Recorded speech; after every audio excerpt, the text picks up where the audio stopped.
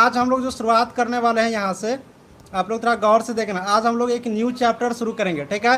परामर्श, ये परामर्श चैप्टर शुरू करेंगे, काउंसलिंग चैप्टर शुरू करेंगे। और आप लोग पूरे एकदम मोबाइल को पास में रखे रहिएगा, एकदम पास में रखिए।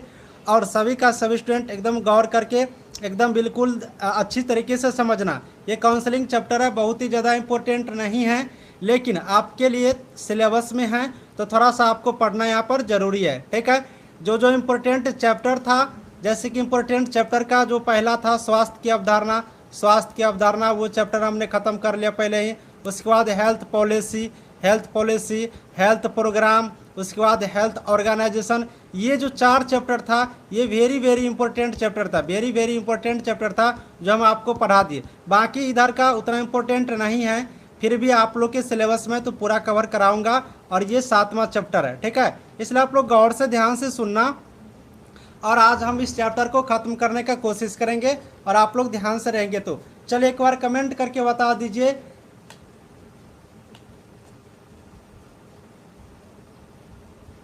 हाँ बिल्कुल पूनम सही बोले कि नाम के पीछे मत भागो, नाम लेना पॉसिबल नहीं है। और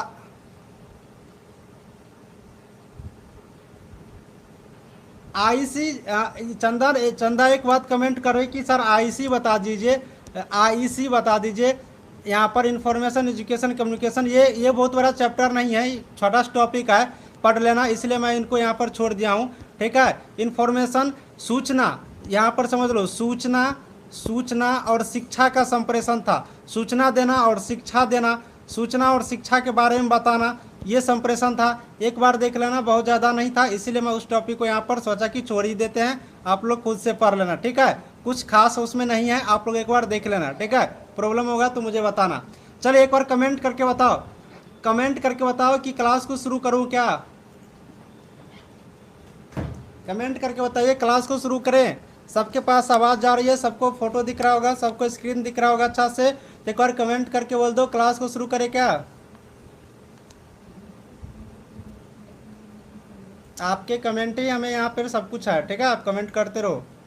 चलिए बहुत अच्छा, सारे स्टूडेंट बोल रहे हैं कि सर क्लास को शुरू कर दीजिए। चलिए यस सर शुरू करते हैं। देखिए काउंसलिंग हम लोग शुरुआत करते हैं। भाई ये काउंसलिंग क्या है, सुनिए। काउंसलिंग, काउंसलिंग आप लोग कहती हो ना कि बीटीएससी कब काउंसलिंग लेगा। सुनो अब कमेंट को बंद कर दो, प्यारी प्यारी फ्रेंड सिस्टर जो भी देख रही हो, सब कमेंट को बंद कर दो और आप लोग ध्यान से मेरी बातों को सुनिए, ठीक है। चलिए आप लोग यहाँ पर सुन, गौर से सुनो। अब मैं बीच में नहीं रोकूंगा, किसी का कमेंट भी मैं नहीं देख रहा हूँ, ठीक है। देखिए परामर्श यानी कि काउंसलिंग, ठीक है। ये काउंसलिंग क्या है, तो देखिए आप लोग एकदम काउंसलिंग का नाम सुनती होगी लगातार। ये परामर्श इसका हिंदी होता है। तो परामर्श आप लोग नहीं सुने होंगे, हो सकता है परामर्श इसका हिंदी आप लोग नहीं सुनी होगी, ये हो सकता है। लेकिन ये काउंसलिंग बिल्कुल रूप से आप लोग सुनती होगी। खास करके बीटीएससी का जब आप लोग फॉर्म भरी होगी तो शुरू से ही सुनती होगी कि बीटीएससी में काउंसलिंग होगा, काउंसलिंग होगा, काउंसलिंग होगा। होते होते अब सरकार कह रहा है क्या कि हम काउंसलिंग नहीं लेंगे, काउंसलिंग नहीं लेंगे, हम परीक्षा लेंगे, हम एग्ज़ाम लेंगे, एग्ज़ाम ले करके जो इसमें पास करेंगे ना उसको हम नौकरी दे देंगे, ठीक है ना। तो ये बात है काउंसलिंग। तो ये काउंसलिंग है। बहुत सारे स्टूडेंट परामर्श का भी नाम सुने होंगे, हिंदी का भी नाम सुने होगी। जो क्लास की हुई ट्रेनिंग में वो पूरी बढ़िया से उसको तो पता ही होंगे, है ना। तो आज यही काउंसलिंग के बारे में पढ़ेंगे। काउंसलिंग बहुत टाइप के होते हैं, कहाँ कहाँ पर प्रयोग होता है, कौन से काउंसलिंग में क्या होते हैं, सारे चीज़ एकदम बेहतरीन तरीक़ा से करने वाले हैं। तो चलिए हम लोग शुरुआत करते हैं, ठीक है। ये थोड़ा सा आप लोग को मोटा मोटे में बता दिए काउंसलिंग। अब देखिए काउंसलिंग में होता क्या है, सुनिए। काउंसलिंग क्या है, परामर्श क्या है। काउंसलिंग को हिंदी में हम लोग परामर्श कहते हैं। परामर्श एक प्रक्रिया है, ठीक है। परामर्श एक प्रक्रिया है, यहाँ पर एक प्रोसेस है जिसमें परामर्शदाता होता है। यानी कि एक परामर्श देने के लिए, एक परामर्श देने के लिए जो परामर्श देते हैं, जो कोई बात बताते हैं, जो कोई जानकारी देते हैं उसे परामर्शदाता कहते हैं, है ना। मतलब दाता मतलब देने वाला, परामर्श मतलब कोई बात, कोई जानकारी। तो जो परामर्शदाता होते हैं उसे हम लोग काउंसलर कहते हैं। उसे हम लोग क्या कहते हैं, काउंसलर, यानी कि जो काउंसलिंग कराते हैं, काउंसलर। और एक व्यक्ति को कई तरह के सुझाव देते हैं। यानी कि काउंसलिंग में क्या होती है, परामर्श में क्या होता है, काउंसलिंग में, परामर्श में यह एक प्रक्रिया है। इसमें 2 व्यक्ति होते हैं, इसमें कम से कम 2 व्यक्ति होते हैं। अब ये क्या होता है कि एक होता है काउंसलर, ठीक है, एक काउंसलर होता है, एक यहाँ पर क्या हो गया, काउंसलर हो गया, ठीक है। एक होता है यहाँ पर दूसरा व्यक्ति, ये क्या होता है, ये दूसरा व्यक्ति। अब क्या हुआ कि ये व्यक्ति कोई बात कोई जानकारी इनको देते हैं, तो ये देने वाला हो गया, और ये क्या करते हैं, उनसे लेते हैं। यानी कि दो व्यक्ति इसमें होते हैं। ये एक प्रक्रिया है जिस प्रक्रिया में दो व्यक्ति होते हैं। एक काउंसलर होता है जो कि यहाँ पर काउंसलर मतलब कोई बात कोई जानकारी कोई सुझाव कोई तरीका देते हैं, और दूसरा जो व्यक्ति होता है, दूसरा जो व्यक्ति यहाँ पर देख रही हो, ये दूसरा व्यक्ति लेने वाला होता है, ये दूसरा व्यक्ति लेने वाला होता है। तो ये हो गया काउंसलिंग का प्रोसेस, ये हो गया काउंसलिंग का प्रोसेस। यानी कि दो व्यक्ति होंगे, एक मैं होऊंगा एक आप होंगे। तो मैं हो गया काउंसलर, मैं आपको कोई जानकारी देता हूं कि प्यारी प्यारी सिस्टर आप लोग एएनएम की तैयारी बेहतरीन तरीका से कीजिए, तब आप लोग पास कर जाओगे। और आप लोग क्या करते हो कि मेरी बातों को मानते हैं, मेरी बातों को गौर से सुनती हो और एकदम बेहतरीन तरीका से पढ़ाई करती हो। तो यही हो गया काउंसलिंग, यानी कि परामर्श। काउंसलिंग एक प्रक्रिया, परामर्श यानी कि देना, एक बताने वाला, एक सुझाव देने वाला, जानकारी देने वाला, और दूसरा लेने वाला, अपने अपने अंदर लेने वाला। तो ये हो गया एक काउंसलिंग, इसी को कहा जाता है परामर्श। अब आप लोग एक बार बताओ, काउंसलिंग मतलब परामर्श का मतलब समझ गई सभी का सभी? एकदम बताओ, काउंसलिंग का मतलब समझी? इस परामर्श का मतलब क्या होता है समझ गई? एक बार बताओ जल्दी से कमेंट करके। इस परामर्श का मतलब, काउंसलिंग का मतलब समझी? देखो नहीं समझोगी तो नहीं बताना, समझ गई तो हाँ बता देना, लेकिन कमेंट जरूर करना, ठीक है। हाँ, तो बस इतना समझना, एक देने वाले होते हैं और एक यहाँ पर लेने वाले होते हैं, इसी को कहा जाता है काउंसलिंग। काउंसलिंग करना, जैसे आप लोग डॉक्यूमेंट का वेरिफिकेशन कराती हो ना, तो क्या कहते हैं कि काउंसलिंग करवा रहे हैं। तो एक क्या करते हैं, डॉक्यूमेंट का वेरिफिकेशन करने वाले होते हैं, और दूसरा क्या होते हैं, डॉक्यूमेंट को वेरीफाई करवाते हैं। यानी आप डॉक्यूमेंट को वेरीफाई करवाती हो और एक डॉक्यूमेंट को वेरिफिकेशन करते हैं, तो दोनों एक प्रक्रिया हो गया, एक कर रहे हैं एक करवा रहे हैं। तो यही को कहा जाता है, इसी प्रोसेस को कहा जाता है काउंसलिंग। इसी प्रोसेस को क्या कहा जाता है, काउंसलिंग यहाँ पर कहे जाते हैं। तो हम लोग यहाँ पर काउंसलिंग को याद रखेंगे। अब देखिए काउंसलिंग का सिद्धांत क्या क्या होता है, ठीक है। काउंसलिंग का सिद्धांत क्या क्या होता है, काउंसलिंग मतलब क्या क्या सिद्धांत, इसका क्या सिद्धांत होता है, इसके बारे में थोड़ा सा हम लोग समझ लेते हैं। अब देखिए प्रिंसिपल ऑफ काउंसलिंग, काउंसलिंग का भाई क्या सिद्धांत होता है, क्या उद्देश्य होता है, काउंसलिंग मतलब क्यों इंपॉर्टेंट है, इन सब चीज़ों के बारे में थोड़ा सा हम लोग यहाँ पर देख लेते हैं। देखिए काउंसलिंग यानी परामर्श का सिद्धांत। अब समझिए परामर्श का सिद्धांत यानी काउंसलिंग, काउंसलिंग का उद्देश्य सिद्धांत मतलब क्या होता है, इसके बारे में देखते हैं। तो इसका सिद्धांत बहुत सारा है, जिनमें से हम आपके लिए जो इम्पोर्टेंट है उन सभी सिद्धांतों को हम आपके पास रखते हैं। देखिए कोई भी जब टॉपिक पढ़ते हैं तो उसका डिफिनेशन याद रहे या नहीं रहे, लेकिन उसका जो प्रिंसिपल होता है, उसका जो सिद्धांत होता है, उनका जो उद्देश्य होता है, वो उद्देश्य आप लोग को याद रखनी है। यही उद्देश्य आपके ऑब्जेक्टिव टाइप की जो क्वेश्चंस बनेंगे उसमें आपको लिखे रहते हैं कि इसका मतलब क्या हुआ, और 4 उद्देश्य लिखा रहता है, वहीं आप लोग को रहेंगे। तो वो चीज़ को आप लोग के यहाँ से ध्यान में रखनी है, इनके प्रिंसिपल को, इनके उद्देश्य को, इनके सिद्धांत को, ठीक है। चलिए जो इम्पोर्टेंट है उन सिद्धांतों को थोड़ा सा हम लोग देख लेते हैं। पहला क्या है, पहला क्या है कि व्यक्तिगत समस्या को सुलझाने में सहायक, यानी कि इनका पहला सिद्धांत होता है कि जो व्यक्तिगत समस्या है, जो खास करके व्यक्तिगत समस्या है, इसको सुलझाने में क्या होते हैं, मदद देते हैं। जैसे कि मान लो कि आपको यहाँ पर तबीयत खराब है, आप बीमार हैं, ठीक है, आप क्या है, आप बीमार हैं, यहाँ पर याद रखें क्या, आप बीमार हैं। और अगर आप बीमार हो गए तो आप किसके पास जाएंगे भाई, आप किसके पास जाएंगे, बीमार हो गए तो आप डॉक्टर के पास जाएंगे, डॉक्टर के पास जाएंगे, है ना। तो डॉक्टर क्या करते हैं, आपको सलाह देते हैं, आपको सलाह देते हैं कि दारू मत पियो, सिगरेट मत पियो, खैनी मत खाओ, इधर उधर मत घूमो, ठीक है। इसके बाद यहाँ पर समय से आप लोग अपना खाना खाइए, समय पर सोइए, एक्सरसाइज करिए। तो ये क्या किया, एक सुझाव दिया, तो ये व्यक्तिगत समस्या आपकी क्या हो रहा है, यहाँ पर खत्म हो रही है। व्यक्तिगत जो समस्या है वो यहाँ पर सुलझ रहे हैं, वो आपको सही हो रहे हैं। तो इसका पहला सिद्धांत होता है जो व्यक्तिगत समस्या होता है, पर्सनल जो प्रॉब्लम होता है, इनके माध्यम से सही हो जाना, ठीक है, इनके माध्यम से सही हो जाना, यहाँ पर ठीक है, सही हो जाना यहाँ पर इनका पहला सिद्धांत होता है। यानी कि सभी का जो व्यक्तिगत प्रॉब्लम होता है वो सही हो जाए, सभी का व्यक्तिगत प्रॉब्लम सुलझ जाए, इनका पहला सिद्धांत होता है, ठीक है। अब आगे बात करते हैं, व्यक्तिगत समस्या की बात को बल देकर सोचना और समस्या को हल करना, यानी व्यक्तिगत समस्या को सुलझाना, ये तो पहला हो गया। दूसरा क्या होता है कि इसका दूसरा ये भी सिद्धांत होता है कि जो उनकी पर्सनल प्रॉब्लम होता है, व्यक्तिगत जो यहाँ पर समस्या रहती है, उनको बल देकर यानी कि उस पर ज़्यादा से ज़्यादा जोर दे करके उनकी समस्या को हल करना, उनकी समस्या को खत्म करना, इनका सिद्धांत यहाँ पर रहते हैं। ठीक है। परामर्श उपदेशदात्मक नहीं होना चाहिए, यानी कि इनका सिद्धांत ये भी है कि जो कोई भी व्यक्ति परामर्श दे रहे हैं, जो कोई भी व्यक्ति परामर्श दे रहे हैं, जो कोई भी व्यक्ति सुझाव दे रहे हैं, अपना सुझाव दे रहे हैं, वो उपदेशदात्मक नहीं होना चाहिए। उपदेशदात्मक कहने का मतलब क्या हो गया कि एक जैसे नहीं कहते उपदेश देना, मतलब उपदेश देना एक ज्ञान के तौर पर आप सुनते रहो, मतलब जैसे ना बाबा उपदेश देते हैं, बड़ा बड़ा व्यक्ति उपदेश देते हैं, कृष्ण भगवान एक उपदेश देते हैं, तो उपदेशदात्मक नहीं होना चाहिए। उपदेश देने का मतलब क्या, आप उपदेश देने का मतलब क्या हुआ, इस बात को थोड़ा सा समझ लिए। और काउंसलिंग दोनों अलग अलग चीज़ है, परामर्श देना, उपदेश देना दोनों अलग चीज़ है। इसीलिए कह रहा है कि परामर्श का मतलब उपदेशदात्मक उपदेशात्मक नहीं होना चाहिए।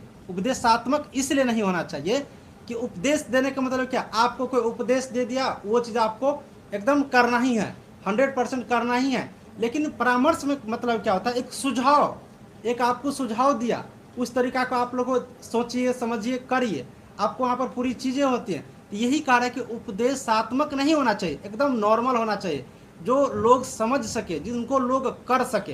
ठीक है ना, यही होना चाहिए। मान लो कि आपको एक एग्जाम्पल से मैं समझाता हूँ, तब जाकर के और भी क्लियर होंगे। जैसे कि यहाँ पर मैं सिंपल सा यहाँ पर मैं आपको एक डॉक्टर का एग्जाम्पल ले लेता हूँ। ठीक है, यहाँ पर एक डॉक्टर है और यहाँ पर एक मरीज है। यहाँ पर मान लो एक मरीज है, एक बीमार व्यक्ति है, और यहाँ पर एक बीमार व्यक्ति है। ठीक है, और एक और एग्जाम्पल यहाँ पर हम लेते हैं, इनको थोड़ा सा। यहाँ पर एक मान लो यहाँ पर बहुत बड़ा उपदेश देने वाला बाबा, मान लो बाबा है। ठीक है, बहुत बड़ा बाबा है यहाँ पर। ठीक है, और यहाँ पर कोई एक व्यक्ति है, तो अब देखिए बाबा क्या करते हैं, एक उपदेश देता है, ये ज्ञान की बातें देते हैं, एक उपदेश देता है इनको कि ये ऐसी चीज़ आप लोग को करनी चाहिए। लेकिन डॉक्टर क्या करते हैं, डॉक्टर क्या करते हैं, मरीज से सारी बातें पहले पूछते हैं, सभी कुछ पूछते हैं कि आप क्या खाते हैं, कब सोते हैं, आपको क्या दिक्कतें हैं, क्या चीज़ की समस्या है, सारी चीज़ जानकारी लेने के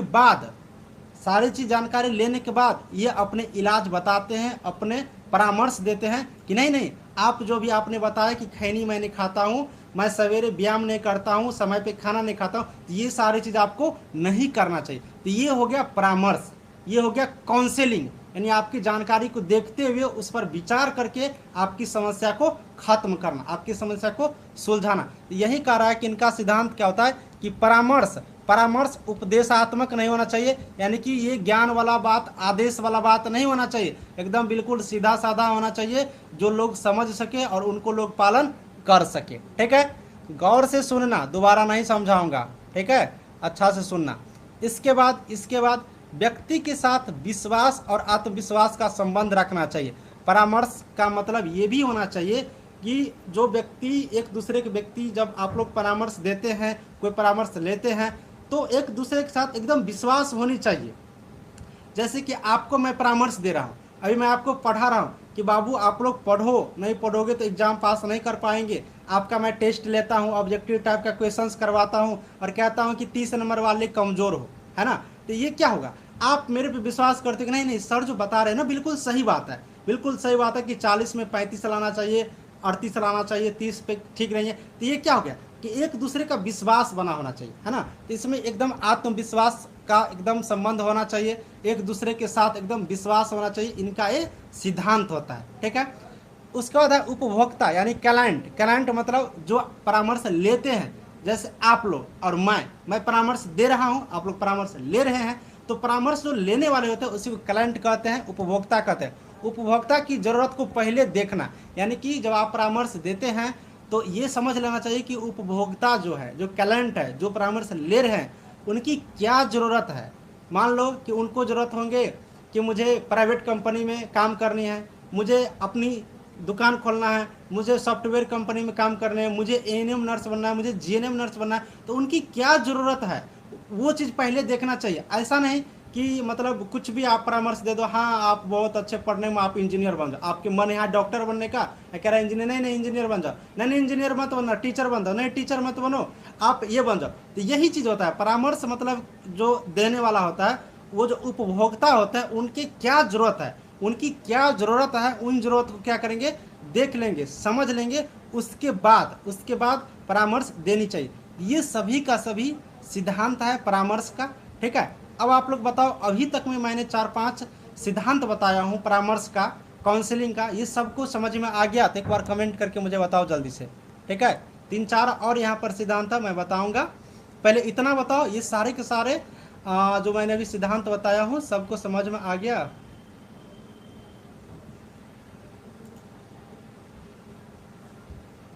चलिए बहुत अच्छा, चलिए बहुत अच्छा, थैंक यू।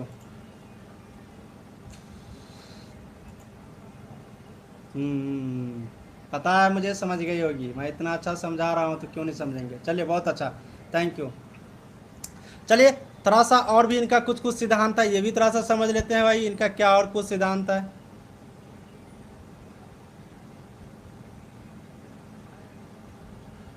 हाँ बहुत बहुत धन्यवाद, आप लोग समझ जाते हो तो हम समझते हैं कि हम एकदम पास कर गए, ठीक है।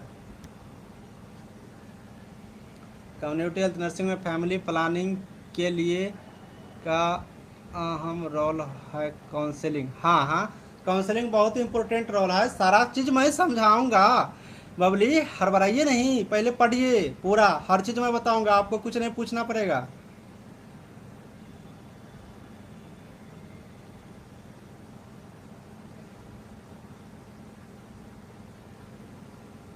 एकदम कहने पूछना पड़ेगा, एकदम एकदम आप लोग देखते रहो। चलो आपको मैंने 3-4 सिद्धांत बताया हूँ।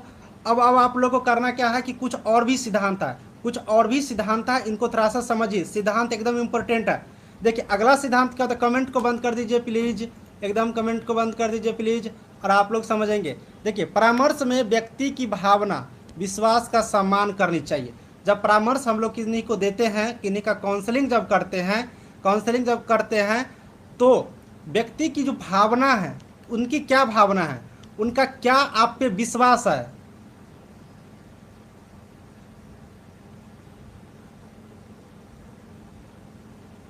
आप लोग कमेंट को बंद कर दीजिए, इससे क्या होता है ना कि मैं आपकी कमेंट देखने लगता हूँ तो मेरा पढ़ाने का थोड़ा सा ये इधर हो जाता है। मैं जब कह रहा हूँ कि कमेंट बंद कर देने के लिए, तो आप लोग कमेंट को बंद कर दीजिए, ठीक है। इससे पढ़ाने में थोड़ा सा अच्छा लगता है।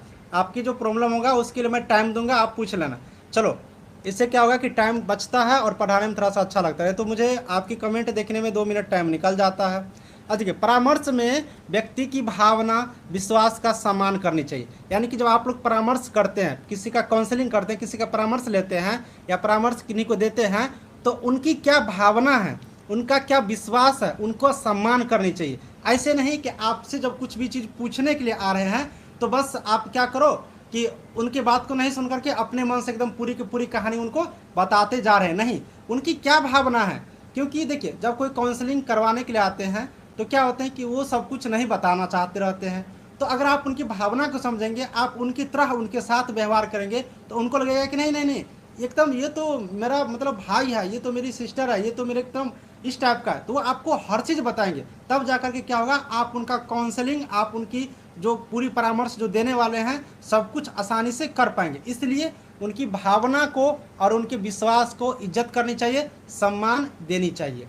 परामर्श प्रक्रिया में सभी को अपनी बात कहने का अवसर देनी चाहिए, उपभोक्ता की समस्या का समाधान करनी चाहिए। बिल्कुल रूप से जब आप लोग परामर्श करते हैं, किसी का काउंसलिंग करते हैं, तो वो क्या बात कहना चाहता है उनका अवसर देनी चाहिए, उनको मौका देनी चाहिए, और उनकी क्या समस्या है, उनकी क्या प्रॉब्लम है, ये प्रॉब्लम को समाधान करनी चाहिए, ठीक है। अगला क्या पॉइंट है, अगला पॉइंट है यहाँ पर कि परामर्शदाता को उपभोक्ता की बातों को ध्यान से सुनना चाहिए, फिर उत्तर देना चाहिए। और यहाँ पर जो परामर्शदाता है वो उपभोक्ता की बातों को, यानी कि जो यहाँ पर काउंसलिंग करवा रहे हैं, जो यहाँ पर परामर्श लेने के लिए आए हैं, उनके बातों को ध्यान से सुन करके फिर उत्तर देना चाहिए। उपभोक्ता को अपनी मर्जी से निर्णय का अधिकार होना चाहिए। यानी कि जो आप काउंसलिंग किए, आपने जो पूरी बातें उनको बताएं, है ना, ये बात जो बताएं, ये इसके लिए जो यहाँ पर उपभोक्ता है, जो यहाँ पर काउंसलिंग करवा रहे हैं, जो क्लाइंट है, उसको अपना अधिकार होनी चाहिए अपनी मर्जी से कि आपकी बात माने या नहीं माने, है ना। तो ये आपका अधिकार यहाँ पर होनी चाहिए। तो ये सारे के सारे यहाँ पर सिद्धांत है। ये टोटल सिद्धांत मैंने बताया हूँ, फिर से मैं एक बार रिव्यू कर देता हूँ, आप लोग नहीं सुनी तो। उपभोक्ता की बातों को सुनकर के आंसर देनी चाहिए, उपभोक्ता का विश्वास और विश्वास का, उसकी भावना की इज्जत करनी चाहिए। उपभोक्ता का जो आप परामर्श देते हैं उसके उस जो परामर्श दिए उसका पालन करने के लिए उनका मर्जी होना चाहिए। उपभोक्ता का क्या विचार है उनको देखते हुए आपको काउंसलिंग कराना चाहिए। तो ये सारे के सारे क्या है, ये सारे के सारे क्या है, इनका सिद्धांत है। तो अब मैंने आपको टोटल इंपॉर्टेंट जो सिद्धांत होते हैं काउंसलिंग का, परामर्श का, मैंने आपको बता दिया हूँ। एक बार आप लोग बताओ ये सिद्धांत और काउंसलिंग का मतलब दोनों का दोनों चीज़ समझ गए तो आगे लेकर के क्लास को चलूँगा। जल्दी से एक बार कमेंट करके बताओ, जल्दी से कमेंट करके बताओ, समझ गई?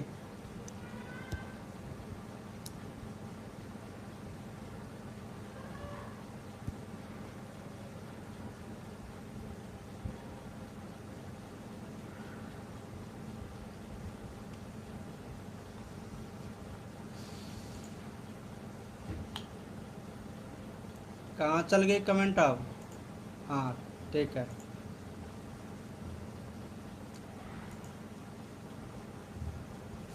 चलिए बहुत अच्छा। अब हम लोग चलते हैं अगला टाइप ऑफ काउंसलिंग। भाई काउंसलिंग का क्या प्रकार है, यहाँ पर परामर्श का क्या क्या प्रकार है, इनके बारे में थोड़ा सा समझते हैं। ठीक है, परामर्श के प्रकार पर चलते हैं, टाइप ऑफ काउंसलिंग पर चलते हैं। अब देखिए काउंसलिंग यहाँ पर आपको मैं बता देता हूँ, थोड़ा सा सुनो। एक ट्रिक मैं पुनः बताता हूँ, ट्रिक मैं बता देता हूँ, ठीक है, आपको टाइप याद हो जाएंगे। कमेंट को बंद कर दीजिए। देखिए इनका कितने टाइप होता है, टाइप देखिए। अब काउंसलिंग का टाइप की बात करेगा ना तो इनका आप अनंत कह सकते हैं, अनंत कह सकते हैं। ठीक है, इनका टाइप जो बात करेगा तो आप अनंत टाइप कह सकते हैं काउंसलिंग का। काउंसलिंग का कोई फिक्स टाइप नहीं होता है, कितने होते हैं ये फिक्स नहीं है, 2 4 10 20 5, ये कोई फिक्स नहीं है। अब इनका क्या ट्रिक है भाई याद करने का, तो देखिए काउंसलिंग मतलब काउंसलिंग लेना, परामर्श देना, सारी बातों चीज़ को समझ करके सुझाव देना, काउंसलिंग का मतलब होता है। काउंसलिंग का मतलब सब कुछ जानती हो कि परामर्श देना, सुझाव देना, काउंसलिंग करना।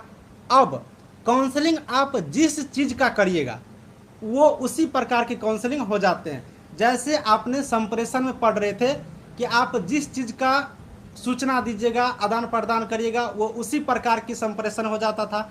जैसे मौखिक रूप से तो मौखिक रूप से, खाने वाला संप्रेषण तो खाने वाला, स्वास्थ्य वाला तो स्वास्थ्य वाला, मतलब जिस चीज़ का बात इधर से उधर करते थे, आदान प्रदान करते थे, होता था ना उसी प्रकार के। सेम टू सेम काउंसलिंग आप जिस चीज़ का करिएगा वह उसी प्रकार की काउंसलिंग हो जाएंगे। जिस चीज़ का आप काउंसलिंग करिएगा वह उसी प्रकार की काउंसलिंग हो जाएंगे। ट्रिक समझ गई तो एक बार बताओ कमेंट करके, मैं क्या अभी बता रहा था ये बात समझी या नहीं, एक बार बताओ।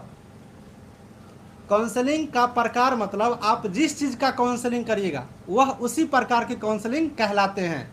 इस बात को समझे? बताओ कमेंट करके जल्दी से। काउंसलिंग का मतलब हो गया आप जिस चीज़ का काउंसलिंग करेंगे वो क्या होता है, उसी प्रकार की काउंसलिंग यहाँ पर कहलाते हैं।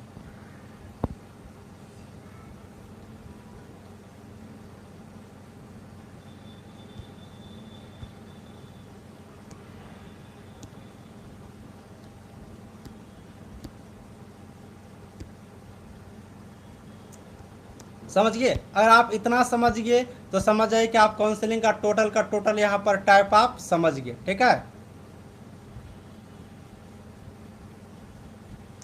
चलिए चलिए अब मैं आप लोग को थोड़ा हाँ सर फिर से ठीक है, हाँ लगभग सब कोई समझ गई। ठीक है, अब जो नहीं समझी उनको मैं फिर से बता देता हूँ। एक स्टूडेंट बोली कि नहीं सर, देखिए अब काउंसलिंग का बहुत प्रकार होता है। जैसे क्या, निर्देश या आदेश परामर्श, निर्देश या आदेश परामर्श। अब क्या होता है, किसी व्यक्ति को जरूरत होता है कोई बात को निर्देश लेने का। ठीक है, तो जब किसी व्यक्ति को निर्देश दिया जाता है या फिर कोई यहाँ पर आदेश वाली बातें होते हैं, है ना, तो वो उसी प्रकार के यहाँ पर परामर्श कहलाते हैं। जैसे कि दूसरा प्रकार क्या है यहाँ पर, समझो, जो नहीं समझे वो समझो। दूसरी प्रकार की क्या हो गया, आहार संबंधित परामर्श, यानी कि कोई व्यक्ति आहार से रिलेटेड काउंसलिंग करवाना चाहते हैं, यानी कि किन्हीं को आहार से संबंधित समस्या है तो एक काउंसलर के पास गया जो परामर्श देते हैं और उनसे पूछते हैं कि सर मुझे ये बताइए कि हमें कौन कौन से आहार खाना चाहिए, हमें कौन कौन से आहार के यहाँ पर प्रयोग करनी चाहिए। ठीक है। तो ये आहार से संबंधित यहाँ पर परामर्श हो गया, यानी कि जो खाने पीने वाला का चीज जो होता है उनके बारे में पूरी पूरी सुझाव देना, पूरे पूरे जानकारी देना, आहार संबंधित यहाँ पर परामर्श कहलाते हैं। अगला है कम समय का परामर्श, शॉर्ट टर्म काउंसलिंग। कम समय का परामर्श मतलब किसी व्यक्ति को, सब कुछ बता देता हूँ, किसी व्यक्ति को कम समय के लिए यहाँ पर जो परामर्श दिए जाते हैं, शॉर्ट टर्म के लिए, छोटे टाइम के लिए जो जानकारी दिए जाते हैं, सुझाव दिए जाते हैं, उसे कम समय का परामर्श कहते हैं। अगला होता है लंबे समय का, लॉन्ग टर्म का। अब किसी व्यक्ति को जब लॉन्ग टर्म के बारे में जब यहाँ पर परामर्श दिए जाते हैं, काउंसलिंग किए जाते हैं, तो लंबे समय का परामर्श कहलाते हैं। चयन हेतु परामर्श, यानी कि जब किसी व्यक्ति को सिलेक्शन के लिए परामर्श देते हैं, जैसे कि मैं आपको परामर्श दे रहा हूँ कि आप लोग अच्छी तरीके से पढ़ाई कीजिए, पढ़ने के लिए आपको रेगुलर पढ़ना पड़ेगा, पढ़ने के लिए आप लोग को रेगुलर नोट बनाना पड़ेगा, आप लोग को एकदम 3-4 घंटा प्रत्येक दिन पढ़नी है। तो ये मैंने क्या कर रहा हूँ, आपको एक परामर्श दे रहा हूँ, आपकी काउंसलिंग करवा रहा हूँ, है ना। तो ये चयन हेतु, तो जो चयन के लिए, सिलेक्शन होने के लिए अपना काउंसलिंग करवाते हैं, किसी से सुझाव लेते हैं, परामर्श लेते हैं, तो हो गया सिलेक्शन वाला परामर्श। बस जो नाम है वो उसी से संबंधित है। अब हो गया क्लिनिकल परामर्श। अब किसी को क्लिनिकल से संबंधित जानकारी लेनी है कि क्लिनिक हम कैसे खोलते हैं, क्लिनिक में क्या चीज़ होते हैं, क्लिनिक कैसे चलाते हैं, क्लिनिक में कितने फ़ायदे होते हैं, उनमें क्या रोजगार है, क्या इनकम हो सकता है, कितना लॉस हो सकता है, मतलब क्या टाइमिंग है चलाने का, मतलब पूरी जानकारी जो क्लिनिकल से संबंधित आप लेते हैं, तो ये क्या हो गया, काउंसलिंग हो गया क्लिनिकल से संबंधित। मनोवैज्ञानिक परामर्श, जो यहाँ पर साइकोलॉजिकल काउंसलिंग आप लोग करते हैं, मनोवैज्ञानिक से रिलेटेड जो जानकारियाँ लेते हैं, वो हो गया मनोवैज्ञानिक परामर्श। देखिए बस नाम सुनते जाओ, हो गया। अगला होता है स्टूडेंट परामर्श। खास करके स्टूडेंट परामर्श बहुत लिए जाते हैं, मतलब ये स्टूडेंट से काउंसलिंग यहाँ पर बहुत लिए जाते हैं, खास करके स्टूडेंट से रिलेटेड काउंसलिंग बहुत लिए जाते हैं। तो यहाँ पर विद्यार्थी क्या करते हैं, जाते हैं जानकारी के लिए, सर मैं भर दिन सोया ही रहता हूँ, मुझे याद ही नहीं होता है, मुझे मतलब कुछ आता ही नहीं है। तो जो स्टूडेंट से रिलेटेड काउंसलिंग होता है, स्टूडेंट जो जानकारियाँ लेती है, ये हो गया स्टूडेंट वाला परामर्श। बस सेम चीज़ है, कुछ इसमें विशेष खास हम लोग को पढ़ना नहीं है, बस नाम सुनते जाओ और यही उसका प्रकार है। जिस चीज़ में जोड़ दोगी काउंसलिंग वो उसी प्रकार का हो जाएगा, ठीक है। जैसे कि मान लो यहाँ पर प्लेसमेंट संबंधित काउंसलिंग। प्लेसमेंट कहने का मतलब आपको आपके इंस्टीट्यूट में कंपनी वाले आएंगे और आपसे यहाँ पर काउंसलिंग करेंगे कि मेरे कंपनी में 10 स्टूडेंट की ज़रूरत है, आप लोग जॉब करना चाहती हो तो काउंसलिंग करवाने के लिए आ जाओ। तो आपसे पूछते हैं क्या आपको एएनएम में क्या क्या जानती हो, क्या सब आप लोग को आते हैं, तो आपका काउंसलिंग लेकर के 10 लड़की का प्लेसमेंट कर दिया गया। तो ये हो गया प्लेसमेंट, यानी कि नौकरी देने से संबंधित जो काउंसलिंग लिया जाता है वो हो गया प्लेसमेंट वाला परामर्श। स्वयं सहायता समूह, सेल्फ हेल्प ग्रुप काउंसलिंग, यानी कि स्वयं सहायता समूह से रिलेटेड जो यहाँ पर जानकारियाँ लेती है, ये हो गया स्वयं सहायता समूह वाला परामर्श। व्यक्तिगत परामर्श यानी पर्सनल काउंसलिंग, पर्सनल चीज़ों के लिए जो यहाँ पर काउंसलिंग करवाते हैं, जानकारी लेते हैं, वो हो गया पर्सनल काउंसलिंग। जैसे कि आजकल पैरामेडिकल का रिजल्ट आया तो हर दिन 4-5 स्टूडेंट हमें फ़ोन करके पूछेंगे, सर मेरा ये कैटेगरी में इतना रैंक है, ओपन इतना रैंक है, जनरल इतना है, लड़की वाले में इतना है, ओपन इतना, सारी चीज़ मुझे बताते हैं। फिर कहते बताइए तो जल्दी से मेरा होगा या नहीं, है ना। तो फिर हम अपना रिसर्च करके, सोच के, समझ के, सब कुछ देख करके बता देते हैं, हाँ आपको एएनएम मिलने वाली है या फिर जीएनएम मिलने वाली है या फिर आपको नहीं होंगे। तो ये क्या हो गया, पर्सनल काउंसलिंग, यानी कि पर्सनल हमसे बात करके सुझाव लेते हैं, परामर्श लेते हैं, है ना। अगला है सूचना सेवा परामर्श, यानी कि इंफॉर्मेशन सर्विस, जानकारी से रिलेटेड, सूचना से संबंधित यहाँ पर परामर्श लेते हैं, कोई भी सूचना से संबंधित। जैसे क्या, मान लो आजकल बहुत सारी लड़की फ़ोन करके पूछती है, मैसेज करेगी, सर बताइए बीटीएससी में जाकर के हम लोग आंदोलन करेंगे तो मार्क बेसिस पर हो जाएगा, ये बताइए। अरे यार आप लोग को मैं ये कहना चाहता हूँ, ये कौन सी ये बातें कौन सी लड़की करती है पता है, कौन सी लड़की, जिनको बहुत ज़्यादा मार्क है, क्योंकि उनको पता है मुझे बहुत ज़्यादा मार्क है, मेरा तो हो जाएगा, तो मार्क बेसिस पर होगा, घर में बैठे एकदम बैठे रहूँगा, मुझे नौकरी आ जाएंगे। मैं ये कहता हूँ कि अगर आपके पास बहुत ज़्यादा मार्क है तो आप परीक्षा देने से क्यों डरती हो, आपको तो परीक्षा देने में एकदम हंसना चाहिए ना। जिनको कम मार्क है, मान लेते कि जिनको 70% मार्क है, जिनको 80% मार्क है, इन लोगों को मानते हैं कि नहीं होगा, तो इन लोगों की टेंशन होनी चाहिए, अरे मैं तो कमज़ोर हूँ, मेरा मार्क ही कमज़ोर है। जब आपकी 90% नंबर है, 90% नंबर है, आपकी 95% नंबर है, तो आपको किस चीज़ का डर लग रही है? आप तो तेज होंगे, पहले से एकदम पढ़ने में ठीक होंगे, तब तो 90 आया। ये चीज़ होना चाहिए। तो मैं सबको यही बात बताता हूँ, कितना परसेंट है बाबू? तो बोलता है कि सर 90 से कम वाला तो फ़ोन ही नहीं करता है। जो ये बात पूछने के लिए आता है कि सर बीटीएससी को जाकर के बोले, बीटीएससी को जाकर ये करे, आप बता दीजिए तो चले जाएंगे। हम बस यही पूछते हैं कितना प्रतिशत है, तो 87, 89, 90 वाला ही आते हैं। जब हम यही बोलते हैं, जब आपको 90% है तो आपको डर किस चीज़ का है? आप तो पढ़ने में पहले से तेज होंगे, थोड़ा सा पढ़ लो, नौकरी मिल जाएंगे। कितना लड़की ही है बिहार में, 50,000 फॉर्म भरे हो, 10,000 यहाँ पर सीट ही है। कितना है? बहुत कम है। एक सीट पे तो 5 ही कैंडिडेट हुआ ना। 50,000 फॉर्म भरा है तो आप लोग देखे ही थे, टोटल 50,000, उसमें एक सीट पे 5 ही कैंडिडेट है ना।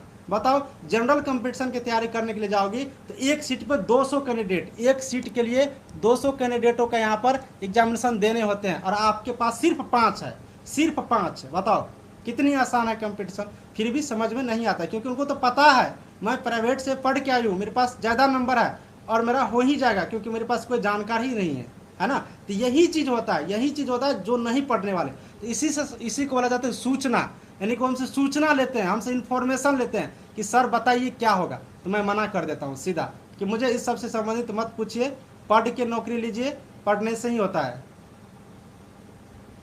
सब। मुझे पता है कि नंबर कहाँ से आता है, मुझे सब पता है, ऐसा बात नहीं कि मुझे नहीं पता, मुझे सब कुछ पता है कि नंबर कहाँ से आता है और कितना पढ़ी लिखी कौन है, मुझे सब पता है।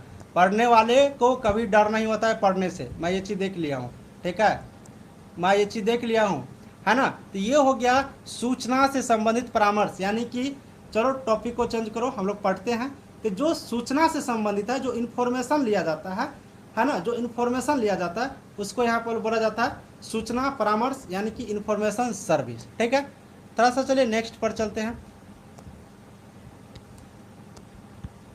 अब देखिए, अब अगला क्या है कि विवाह परामर्श, ठीक है। विवाह परामर्श यानी कि जो विवाह के बारे में, शादी के बारे में यहाँ पर जो जानकारी लेते हैं, विवाह परामर्श, तो ये शादी वाला हो गया। हाँ, जॉब के बाद तो मैं तो एकदम काफ़ी पढ़ता हूँ जॉब के बाद। व्यक्तिगत इंडिविजुअल बता दिया हूँ। साक्षात्कार यानी इंटरव्यू वाला, इंटरव्यू कैसे देंगे, इसके लिए काउंसलिंग। समूह परामर्श यानी कि ग्रुप के लिए ग्रुप वाला यहाँ पर परामर्श। उसके बाद व्यक्तिगत व्यवहार परामर्श, व्यवहार यानी कि व्यवहार कैसे मेरा सही हो, किस तरह से हम व्यवहार करें तो लोगों को पसंद आएंगे, लोगों के बीच में मेरा भी एक जगह बन पाएगा। ये सारे जो परामर्श लेते हैं, ये जिस टाइप के परामर्श होते हैं, ये उसी टाइप के परामर्श यहाँ पर बन जाते हैं, और ये उसी टाइप के, है ना, ये उसी टाइप के यहाँ पर परामर्श कहलाते हैं। इसके बाद कुछ और परामर्श बता देते हैं। परामर्श देखिए बहुत प्रकार के होते हैं, आपको जिस टाइप के यहाँ पर आप काउंसलिंग करवाएंगे वो उसी टाइप का परामर्श हो जाएगा। जैसे शैक्षणिक परामर्श यानी कि एजुकेशनल कहते हो ना कि 12th पास कर लेते हो, तो 12th पास कर लेते हो तो क्या कहते हो, एकदम माथा पे हाथ धर के बैठी रहती हो, क्या करे, जनरल का तैयारी कर लेते हैं, नहीं, पैरामेडिकल की तैयारी कर लेते हैं, पैरामेडिकल जब पास कर लेते हैं, नहीं जीएनएम ही लेंगे, नहीं एएनएम ही लेंगे, है ना। तो ये शैक्षणिक यानी कि एजुकेशन से संबंधित, एजुकेशन से संबंधित जो आप परामर्श लेते हैं, जो आप जानकारियाँ लेते हैं, उसी को क्या बोला जाता है यहाँ पर, एजुकेशनल यानी कि काउंसलिंग, शैक्षणिक परामर्श। मोटिवेशनल काउंसलिंग, प्रोत्साहित परामर्श, यानी कि जब आप बोर हो जाते हैं किसी भी चीज़ में, जब आपको मन नहीं लगने लगते हैं, तो आप क्या करते हैं, मोबाइल निकालते हैं और बोलते हैं कि मोटिवेशनल वीडियो आ जाओ, है ना। जब मोटिवेशनल वीडियो आते हैं तो आप सुनते हैं, तो आप खुद में आपको लगता है कि नहीं, मतलब ये चीज़ करने से ये होगा, कोई बात नहीं, जो हो गया वो हो गया, मुझे आगे करना। तो आप क्या होते हैं कि मोटिवेट होते हैं। किसी को फ़ोन लगाते हैं और वो आपको 2-4 बातें बोलते हैं, एकदम मोटिवेट करते हैं कि नहीं कोई बात नहीं, जो हो गया सो हो गया, अरे पढ़ो ना, वो सब होते रहते हैं। तो ये क्या हो गया, आप मोटिवेट होते हैं, किसी से कोई आपको प्रोत्साहित कर रहे हैं, ये हो गया मोटिवेशनल वाला काउंसलिंग। स्वस्थ रहने एवं संबंधित परामर्श यानी कि हेल्थ से रिलेटेड और रहने से, लिविंग कंडीशन और हेल्थ से रिलेटेड। बहुत आदमी कहते हैं कि मैं तो बहुत गरीब हूँ, कैसे इस बार ठंडी कटेगा, तो लोग उसको मोटिवेट करते हैं, नहीं सरकार आपके लिए सुविधा देंगे, हम आपको मदद कर देंगे, आप इस तरह से करिए। तो उनको भी यहाँ पर क्या होता है, लोग परामर्श देते हैं। हेल्थ को कैसे ठीक करके रखेंगे, मेरा स्वास्थ्य कैसे सही रहे, मेरा हेल्थ कैसे सही रहे, इससे रिलेटेड हम लोग पूरा अपना लोगों से परामर्श लेते हैं, लोगों से काउंसलिंग करवाते हैं, डॉक्टर से जाके मिलते हैं, पढ़े लिखे व्यक्तियों से मिलते हैं, तो वो हमें परामर्श करते हैं, काउंसलिंग देते हैं, काउंसलिंग करते हैं मेरा। तो इससे क्या होता है यहाँ पर, मतलब बिल्कुल रूप से लोग यहाँ पर स्वस्थ रहते हैं, है ना। ये सभी का सभी क्या हो गया, परामर्श हो गया। उसके बाद यहाँ पर थोड़ा सा देख लो एक दो और, जैसे क्या case study, case study counselling. Case study के बारे में मैंने बता ही दिया हूँ। कोई भी चीज़ों के बारे में जब हम लोग स्टडी करते हैं, उसका जो काउंसलिंग करते हैं, उसका जो परामर्श लेते हैं, वो हो गया केस स्टडी। किसी भी चीज़ का, जैसे पढ़ना एक केस हो गया, यहाँ पर जनगणना करना एक केस हो गया, इम्यूनाइजेशन करना एक केस हो गया। कुछ भी चीज़ का जो एक सब्जेक्ट हो, उससे रिलेटेड जो हम लोग बातें करते हैं, परामर्श करते हैं, वो केस स्टडी परामर्श हो गया। प्रॉब्लम सॉल्विंग काउंसलिंग, यानी कि समस्या का निवारण कैसे हो। कोई भी समस्या आपके पास आ गई, किसी भी प्रकार की समस्या आपके पास आए, इसके बारे में आप किसी से नॉलेज लेते हैं, परामर्श लेते हैं, सुझाव लेते हैं, ये हो गया समस्या निवारण। एक यहाँ पर स्टूडेंट यहाँ पर कमेंट किया है कि न्यूट्रिशन संबंधित काउंसलिंग, बिल्कुल रूप से न्यूट्रिशन से संबंधित जो हम लोग यहाँ पर जानकारियाँ लेते हैं, वो हो गया न्यूट्रिशन वाला। यानी कि आप जिस चीज़ से संबंधित काउंसलिंग करवाते हैं, जिस चीज़ का आप काउंसलिंग करते हैं, खास करके आप एक एएनएम हो ना, तो आप यहाँ पर बिल्कुल रूप से काउंसलिंग आप लोग करते हैं, है ना। फैमिली प्लानिंग में खास करके आप लोग काउंसलिंग करते हैं। फैमिली प्लानिंग में आप लोग सारी जानकारी महिला से लेते हैं, उसके बाद फैमिली प्लानिंग के बारे में सब कुछ उनको सुझाव देते हैं। तो ये काउंसलिंग है। तो ये सारे के सारे टाइप है काउंसलिंग का। यहाँ पर आप लोग लगभग मैंने 24 काउंसलिंग के बारे में बताया हूँ। सब कोई समझ गई होगी, मुझे उम्मीद है। अगर आप लोग सब कोई समझ गई हो तो फटाफट एक बार एकदम कमेंट करके जल्दी से बता दो समझ गई हो या नहीं, फिर आगे चलेंगे हम लोग।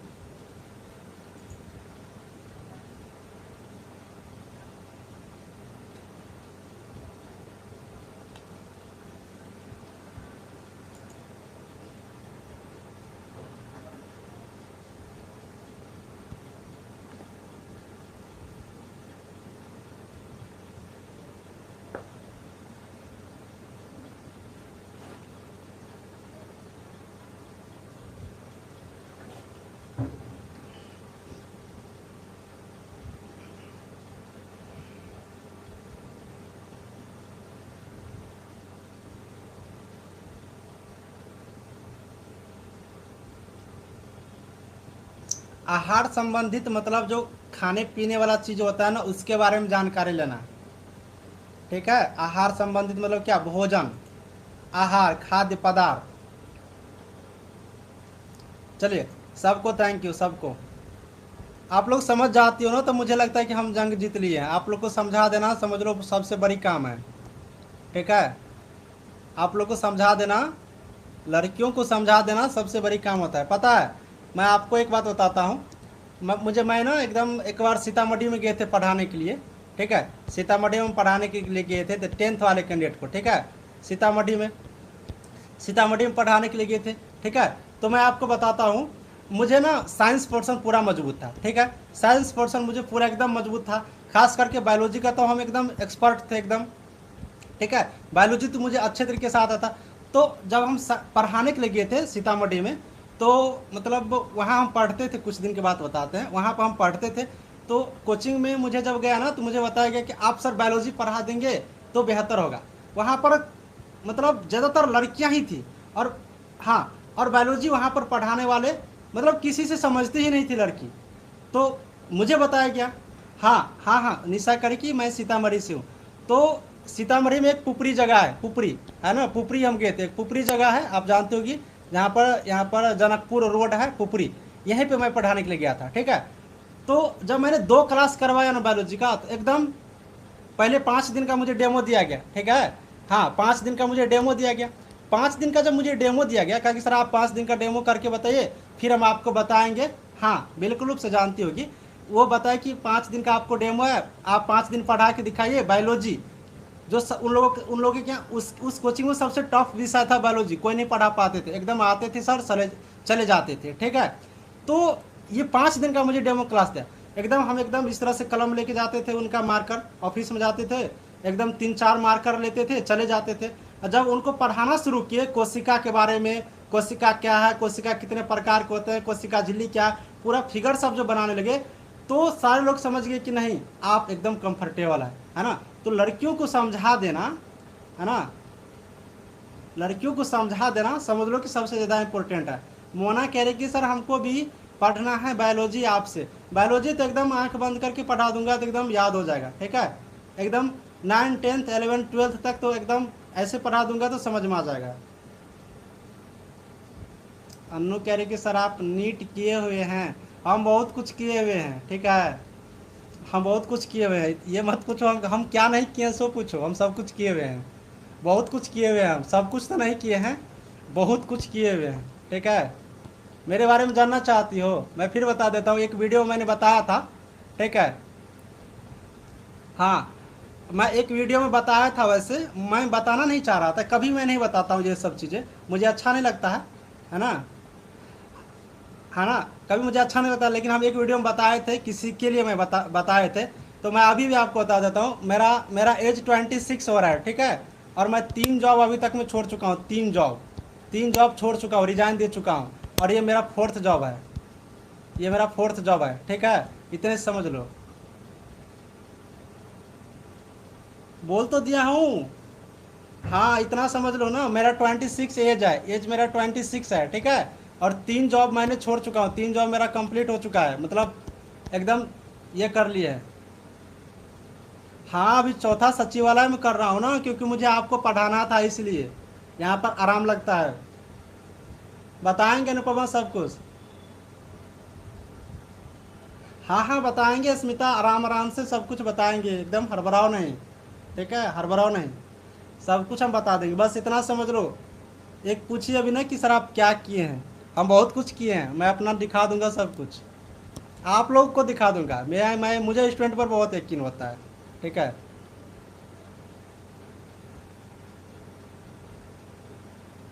पुपरी में रहती होगी ना, तो R² कोचिंग सेंटर होगा, ठीक है। R² कोचिंग सेंटर होगा, R²। इनको पता करना, रेलवे स्टेशन से पश्चिम साइड में, ठीक है। रेलवे स्टेशन से पश्चिम साइड में है R² कोचिंग सेंटर। यहाँ पता करना, बहुत बड़ा कोचिंग सेंटर, ये पता करना, ठीक है, पता करना, मिल जाएगा। चलिए, टॉपिक से हम लोग नहीं हटेंगे, थोड़ा सा पढ़ते हैं, बाकी हम अपने बारे में लास्ट में बता देंगे 2-3 मिनट, ठीक है। चलिए, तो ये हम लोग का क्या था, काउंसलिंग का टाइप, ठीक है। अब थोड़ा सा हम लोग ये समझते हैं, थोड़ा सा ये समझते हैं। बहुत इजी चैप्टर है, बहुत इजी चैप्टर है, एकदम हंसते हंसते समझ जाओगे। थोड़ा सा पढ़ लेते हैं ना, हाँ थोड़ा सा पढ़ लेते हैं ना, फिर हम लोग बातचीत करेंगे, बिल्कुल सब कुछ बताएंगे। सुन लो, नीट क्यों नहीं किए, नीट मुझसे निकला ही नहीं तो क्यों कैसे कर लेंगे, नीट मुझसे नहीं निकला है। अरे मुझे जॉब करना था जल्दी ना, आप लोग इतना क्वेश्चंस पूछते, मुझे जल्दी जॉब करना था, जल्दी जॉब करना था ना। उतना पुअर फैमिली से थे कि जल्दी जॉब करना था, और जल्दी जल्दी नौकरी करने के लिए जल्दी जल्दी पढ़ना पड़ता है ना। नीट के लिए बहुत पढ़ना है, बहुत इंतज़ार भी करना पड़ता है, ऐसा नहीं है। तो जल्दी नौकरी लेना है तो जल्दी जल्दी पढ़ना भी पड़ता है, इसलिए हम नीट के चक्कर में नहीं पड़े ज़्यादा, ठीक है। नीट के लिए टाइम देना पड़ता है, आप लोग समझती हो कि नहीं, उसके बाद पढ़ना भी पड़ता है। हाँ, नीट इतना आसान नहीं है जितना हम लोग बोल रहे हैं, नीट बहुत भारी है, उनको पढ़ना पड़ता है, अच्छा से पढ़ना पड़ता है एक एक चीज़ को। बायो अच्छा नहीं है, लेकिन आपको पढ़ा देंगे उतना जितना आपको ज़रूरत है, ठीक है, उसके लिए आप लोग को चिंता नहीं करना है। पहले इसको पढ़िए, फिर हम आपसे बातचीत करेंगे, ठीक है, फिर हम आपसे बातचीत करेंगे। परामर्शदाता के गुण समझिए, क्या क्वालिटी होना चाहिए काउंसलर का, ये समझिए। बहुत अच्छा है प्रियंका, चलिए, है ना। तो क्वालिटी ऑफ काउंसलर, काउंसलर का क्वालिटी क्या क्या होनी चाहिए, इसके बारे में थोड़ा सा आप लोग समझ लीजिए। तो जो परामर्शदाता होता है उसका कुछ इंपॉर्टेंट गुण हम आपको, उनके अंदर क्या क्या क्वालिटी होनी चाहिए एक परामर्शदाता के अंदर, यानी कि जो काउंसलर होते हैं, जो काउंसलिंग करते हैं, जैसे कि मैं और आप, मैं आपकी काउंसलिंग कर रहा हूँ, यानी कि मैं आपको एक सुझाव दे रहा हूँ, मैं आपको जानकारी दे रहा हूँ, तो मेरे अंदर क्या क्या गुण होने चाहिए ये चीज़ आपको समझना होगा। चूँकि आप एक एएनएम हो, आप क्या एक एएनएम हो, तो जब आप फील्ड में जाओगे तो तब आप जब काउंसलिंग करोगे, खास करके फैमिली प्लानिंग के लिए काउंसलिंग करोगे, तो आपके अंदर क्या क्या गुण होने चाहिए, इन चीज़ के बारे में आपके अंदर होनी चाहिए। तो इनके गुण को थोड़ा सा हम लोग यहाँ पर समझ लेते हैं कि क्या क्या गुण काउंसलर के पास होनी चाहिए, ठीक है। तो सबसे पहले यहाँ पर सबसे पहले यहाँ पर समझो व्यक्तिगत संबंध, यानी कि अंतः व्यक्तिगत संबंध। पहला गुण होनी चाहिए अंतः व्यक्तिगत संबंध, यानी कि आपको एक व्यक्तिगत यहाँ पर संबंध यहाँ पर होनी चाहिए, ठीक है। जैसे कि मित्रता पूर्वक बातचीत करना, या आपकी पर्सनल संबंध होनी चाहिए। दूसरों के साथ मेल मिलाप करके रखना, यानी जिन किसी का आप काउंसलिंग करते हैं उनके साथ एकदम मित्र जैसे, दोस्त जैसे, फ्रेंड जैसे व्यवहार होना चाहिए। दूसरे के साथ जल्दी ही मेल मिलाप कर लेंगे, एकदम बढ़िया से कर लेंगे। जैसे मैं बताता हूँ, मैं अपनी बात बताता हूँ। लोग मुझे ये बात कहते हैं, मुझे पता नहीं चलता है कि जैसे मैं किसी भी व्यक्ति से मिलता हूँ, किसी भी व्यक्ति से, अगर वो मेरे से 5 मिनट बात कर लेना, बस 5 मिनट, कोई भी हो, बस 5 मिनट बात कर लेना, एकदम वो मेरा फैन हो जाते हैं। हम रहते हैं उनका फैन, लेकिन वो मेरा फैन हो जाते हैं। तो ये क्या मेल मिलाप। आप किसी भी व्यक्ति से, किसी भी स्टूडेंट से, किसी से भी आप कैसे बात करते हैं, आपकी बात करने की कला क्या है, आप किसी को कैसे मोटिवेट करते हैं, ये चीज़ अगर आपके अंदर आ गया, यानी कि सिंपल सी बात, दूसरे से मेल मिलाप करने की, दूसरे से बात करने की अगर कला आपके पास आ गया है, तो आपको कहीं पर दिक्कतें नहीं होंगी। तो यही चीज़ है, सबसे पहले मैं यही चीज़ सीखा हूँ कि व्यक्तियों से बात कैसे करें। आप कितना पढ़े लिखे हैं ये ज़्यादा मायने नहीं रखता है, ये प्रैक्टिकल चीज़ है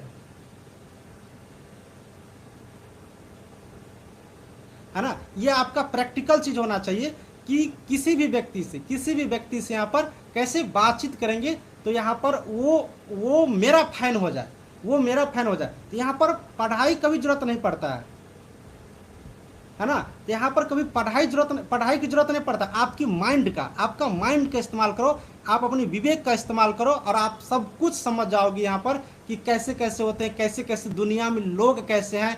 जो लोग हैं यहाँ पर आज की टाइम में जो दुनिया में लोग हैं, वो आपके सामने जब खड़े रहेंगे तो वो आपके साथ कैसे व्यवहार करेंगे, इसके बारे में आपको पहले माइंड रीड करना पड़ेगा।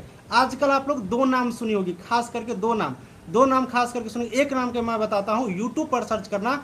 एक कोई सुहानी है, ठीक है ना, कोई सुहानी है, वो क्या करते हैं, माइंड रीड करता है, माइंड रीडर है। यूट्यूब पे सर्च करना, ठीक है। वो माइंड रीड करता है। वो कैसे माइंड रीड करता है, तो उनके अंदर वो कला आ जाते हैं, वो एकदम कला होते हैं। जो माइंड रीड कर लेगा और आपके माइंड में क्या चल रहा है वो आपको बता देंगे, है ना। तो आपको लगेगा कि नहीं एकदम ये हो गया, नहीं, ये एक आपके अंदर ये गुण होनी चाहिए। किसी व्यक्ति से कैसे बात करेंगे, कैसे मेल मिलाप करेंगे, उसके नेचर को, हाँ, उसके नेचर को कैसे देखेंगे, ये चीज़ आपके अंदर होनी चाहिए, ठीक है। उसके बाद देखिए, उसके बाद अगला यहाँ पर है सहानुभूतिपूर्वक व्यवहार करना, यानी उसके साथ यहाँ पर उसके साथ अच्छा व्यवहार करना चाहिए। पक्षपात से दूर, यानी कि जब आप काउंसलिंग करते हैं तो पक्षपात नहीं करना चाहिए, किसी के पक्ष में नहीं जाना चाहिए। जो भी बातचीत करते हैं तो वो एकदम तर्कपूर्ण होना चाहिए, एकदम कोई न कोई विषय से संबंधित होना चाहिए। ऐसा नहीं कि आप काउंसलिंग करने के लिए गए, एकदम कहानी शुरू कर दिए।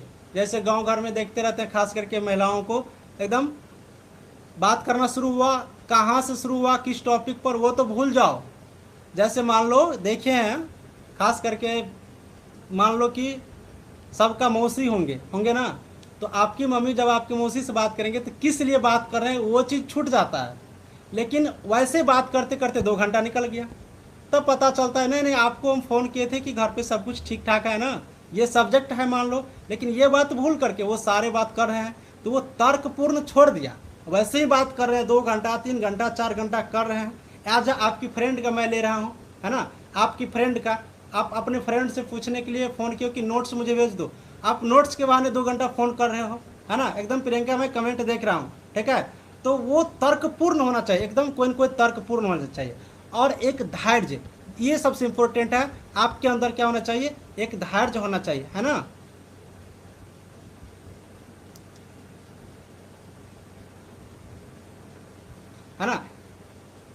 हाँ, तो ये आपके अंदर एक क्या होना चाहिए, एक पैसेंस होना चाहिए, एक धैर्य होना चाहिए। तो ये सारे चीज़ अगर आपके अंदर में है ना, ये सारे चीज़ अगर आपके अंदर है, आप सीख लिए हैं, तो आप किसी भी व्यक्ति को काउंसलिंग कर सकते हैं, काउंसलर आप बन सकते हैं। और आपके अंदर ये सारा गुण होनी चाहिए, यानी एक काउंसलर के अंदर ये सभी का सभी गुण, ये क्वालिटी होनी चाहिए। चलिए बताओ, ये क्वालिटी के बारे में सभी कोई समझ गई?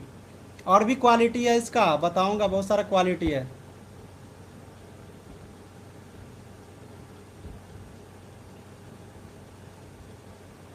बताओ, समझ गई सभी का सभी? चलो ठीक है।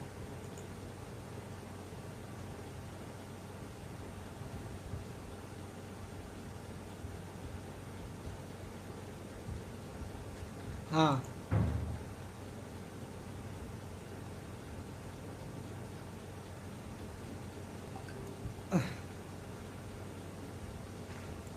सबरीन आपकी बात को मैं लास्ट में बताऊंगा, थोड़ा सा भी क्लास कर लेते हैं, ठीक है? मैं आपके कमेंट को देख लिया हूँ। सबरीन नाज, आपके कमेंट को मैं देख लिया हूँ, आपके बारे में बात करूंगा। चलिए, अब यहाँ पर हम लोग बात करते हैं। देखिए, वो व्यक्तिगत, वो आपकी पर्सनल गुण था, ये पर्सनल गुण के अंदर था मित्रतापूर्वक, आपका विचार अच्छा होना चाहिए, व्यवहार अच्छा होना चाहिए, धैर्यपूर्ण होना चाहिए, ये सारा चीज़ था। दूसरा इसका गुण होता है, सुनो, दूसरा गुण होता है व्यक्तिगत समायोजन। व्यक्तिगत समायोजन इसका दूसरा गुण होता है, व्यक्तिगत समायोजन, पर्सनल एडजस्टमेंट। पर्सनल एडजस्टमेंट यानी कि आप किसी व्यक्ति को खुद से, यानी कि पर्सनल से कैसे आपको उसको एडजस्ट कर लेते हैं, आप उन व्यक्ति को अपने अंदर कैसे एडजस्ट कर लेते हैं, इसके बारे में, यानी कि व्यक्तिगत समायोजन होनी चाहिए। दूसरा गुण क्या होनी चाहिए? व्यक्तिगत समायोजन होनी चाहिए, ठीक है? व्यक्तिगत समायोजन होनी चाहिए। जैसे कि मैं आपको अपना खुद एक एग्जाम्पल देता हूँ, मैं खुद आपको अपना एग्जाम्पल देता हूँ, आप लोग अच्छी तरीके से समझ जाओगी। आपको ये जो मैं 3-4 टॉपिक बताऊंगा, इस एग्जाम्पल से आप अच्छी तरीके से समझ आओगे। आजकल क्या होता है, अभी के टाइम में बात करता हूँ बीटीएससी एएनएम टॉपिक का, ठीक है? बीटीएससी एएनएम टॉपिक का मैं बात करता हूँ। इस एग्जाम्पल को समझो, ये एग्जाम्पल के थ्रू आपको बहुत कुछ समझ में आएगा, ठीक है? बीटीएससी एग्जाम्पल का यहाँ पर मैं देता हूँ। अभी टेलीग्राम पे, खास करके व्हाट्सअप ग्रुप में, मैं तो सब जगह नहीं जुड़ सकता हूँ, मेरा नंबर तो सारे ग्रुप में नहीं होंगे। खास करके मान लो आप ही के मोबाइल है, या हर व्यक्ति के मोबाइल में एक एएनएम ग्रुप होगा, क्योंकि आप एक एएनएम हो, तो मैं तो सबके ग्रुप में नहीं जुड़ा हूँ। लेकिन टेलीग्राम पे क्या होता है कि टेलीग्राम पे तो जुड़ सकते हैं आप, किसी के भी ग्रुप में जुड़ सकते हैं, है ना? टेलीग्राम पे आप जुड़ सकते हैं। या फिर मैं आपको बताता हूं, अगर आपके भी मोबाइल में ग्रुप होंगे तो मुझे यकीन है कि ये बात होता होगा। अब बात क्या है कि अगर किसी का भी ग्रुप हो, तो जब वहाँ पर चैटिंग शुरू होता है बीटीएससी एएनएम के बारे में, चाहे वो मतलब खास करके काउंसलिंग कब होगा, या एग्जाम होगा तो एग्जाम कब होंगे, ठीक है? सुनो, तो आप एग्जाम कब होंगे, मतलब सिलेबस क्या होंगे, तो ये सारे बातचीत सुनो पहले अच्छा से। व्यक्तिगत समायोजन, मैं इसका एग्जांपल दे रहा हूँ, सुनो, ठीक है? व्यक्तिगत समायोजन का मैं पूरी कहानी बता रहा हूँ। तो जब बीटीएससी एएनएम की बात जब चलता है, सब कुछ चलेगा कि काउंसलिंग क्यों नहीं हुआ, ज़्यादा मार्क वाला ये करते हैं, कोई रहेगा एग्जाम के पक्ष में, कोई रहेगा कि एग्जाम नहीं कराने के पक्ष में, मतलब हर आदमी हर टाइप का ग्रुप में रहते हैं। और उस बीच में बात चलते चलते क्या निकलेगा जानते हैं? कुछ नहीं, कुछ भी हो या ना हो, लास्ट में निकलेगा चंदन सर का नाम। चंदन सर का नाम एकदम निकलेगा, मैं देख रहा हूँ, मैं देखता हूँ, ऐसा नहीं, टेलीग्राम ग्रुप में मैं करीब 5-6 ग्रुप में मैं देखता हूँ, एकदम सोने वक्त में देखता हूँ कि आखिर आज क्या सब चला, तो एकदम निकलेगा, एकदम निकलेगा, एकदम चंदन सर पढ़ा रहे हैं, नोट्स बेच रहे हैं, वही काउंसलिंग को रोके हैं, उनके पास बहुत सारी जानकारी है तो वो यूट्यूब पर जानकारी क्यों नहीं देते हैं, उनके पास प्रूफ है तो वो प्रूफ क्यों नहीं देते हैं, उनके पास सिलेबस है तो वो सिलेबस क्यों नहीं दिखाते हैं। आप लोग एकदम इसमें से बता दो, बिल्कुल रूप से मुझे पता है कि आप सब के ग्रुप में मेरे बारे में एक बार चर्चा चलता होगा, 100% चर्चा चलता होगा, मुझे पता है, क्योंकि टेलीग्राम ग्रुप में देखता हूँ तो उसमें एकदम 3-4 जगह मेरा बात चलते रहता है ना? तो ये कहीं ना कहीं होते रहता है। अब पूरी कहानी समझो, ये कहीं ना कहीं होते रहता है। इसी बीच में क्या हुआ कि रात में एक ग्रुप था, मैं नाम नहीं बताऊंगा उस टेलीग्राम ग्रुप का, एकदम मेरे बारे में एकदम अफवाह उड़ते जा रहे, एकदम कुछ से, और मैं देख रहा हूँ, मैं चुपचाप देख रहा हूँ। देखिए भैया, मुझे पता है, हाँ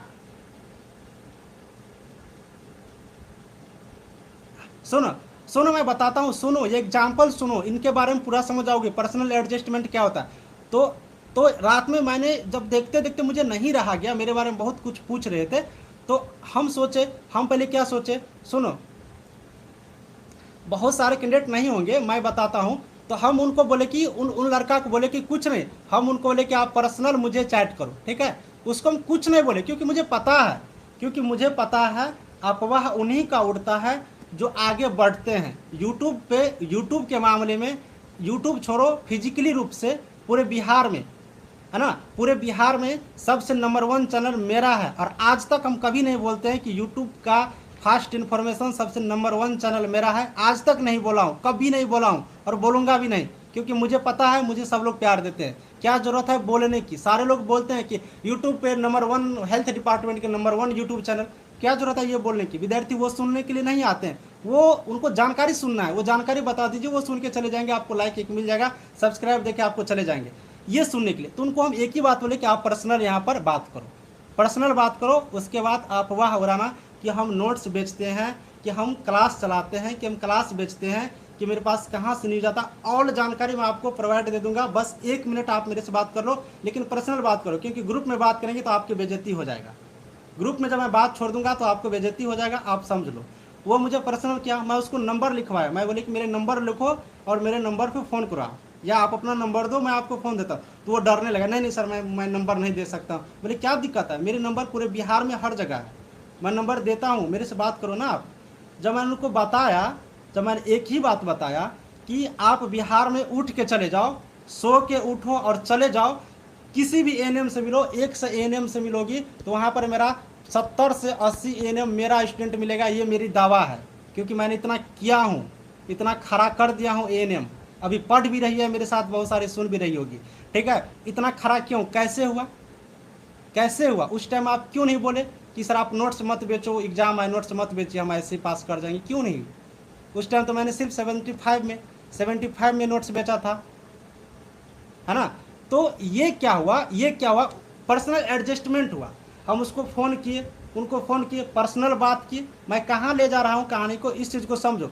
तो हम उनको बात करने के लिए बोला, ग्रुप में बात नहीं किए क्योंकि उनका भी बेइज्जती हो जाता, इसलिए ग्रुप में बात नहीं किए। पर्सनल उनको मैसेज दिए, मैसेज देकर उनको हम कॉल करने के लिए बोले कि मुझे कॉल करो, फिर कॉल पे हम लोग बात करते हैं, फिर कॉल किया, बात किए, तो 2 ही बात किए तो वो एडजस्ट हो गया, वो मेरे अंदर एडजस्ट हो गया, वो मेरा फैन बन गया। नहीं सर एकदम छोड़ दीजिए, मैं मान गया हूँ, मैं जानता हूँ सर, मेरे से गलती हो गया सर, अब ऐसा नहीं बोलेंगे किसी भी ग्रुप में, है ना। तो सर मैं मान गया, मैं छोड़ दीजिए। तो यही होता है कि पर्सनल एडजस्टमेंट, यही होता है पर्सनल एडजस्टमेंट। कहने का मतलब पर्सनल एडजस्टमेंट में क्या होता है कि आपका व्यवहार कैसा है। सुनो, मैं टॉपिक पे हूँ, मैं टॉपिक से अलग नहीं जा रहा हूँ, ठीक है, मैं टॉपिक से अलग नहीं हूँ। आपकी व्यवहार कैसा है ये मैंने उनको सिद्ध कर दिया तुरंत, क्योंकि मैंने बता दिया कि आप व्यवहार कैसे, उन्हें मैंने दिखाया।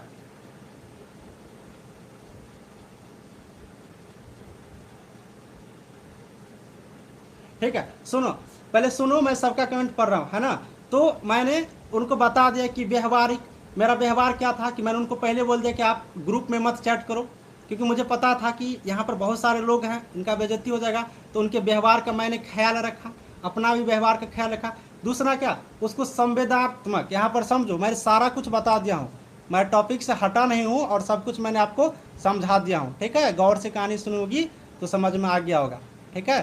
तो यहाँ पर हमने क्या किया, उसको व्यवहारपूर्ण उनको मैसेज करने के लिए बोला। उसके बाद संवेदात्मक होना, यानी कि एकदम संवेदात्मक होके, क्योंकि बताओ इतनी चीज़ें ग्रुप में चलती रहते हैं मेरे बारे में, एकदम चंदन सर सपोर्ट क्यों नहीं कर रहे हैं, सब कुछ होते रहता है, चंदन सर एएनएम को सपोर्ट क्यों नहीं कर रहे हैं। 1-2 तो फ़ोन करके हमको बोला कल कि सर आप क्यों नहीं बोलते हैं सबको आने के लिए, मंत्री जी से बात करने के लिए। भाई आपको नौकरी लेना है, आप जाओ ना, मैं क्यों जाऊँगा, मैं क्यों बोलूँगा कि सब लोग आ जाओ और हल्ला करो, आप जाओ ना, मैं क्यों बोलूँगा। मेरा काम है पढ़ाना, मेरा काम है जानकारी देना, जमा करना नहीं। मैं पढ़ाने के लिए जमा करूँगा, पढ़ोगी तो आ जाओ, पढ़ना है तो आ जाओ, जमा कर देता हूँ, क्लास ले लूँगा, 500 विद्यार्थी आ जाओ, पटना में एक कोचिंग मैं खोल दूँगा, वहाँ पढ़ा दूँगा। हल्ला करने के लिए थोड़ी ना मैं जमा करूँगा। तो ये क्या होगा, उसको संवेदनात्मक रूप से एकदम बढ़िया से बताए। सीमाओं का मानना, यानी कि उनको हमने क्या बताया कि आप मान लो सीमा को, कि ऐसे मत करो, डायरेक्ट जाके हल्ला मत करो, नियम बना है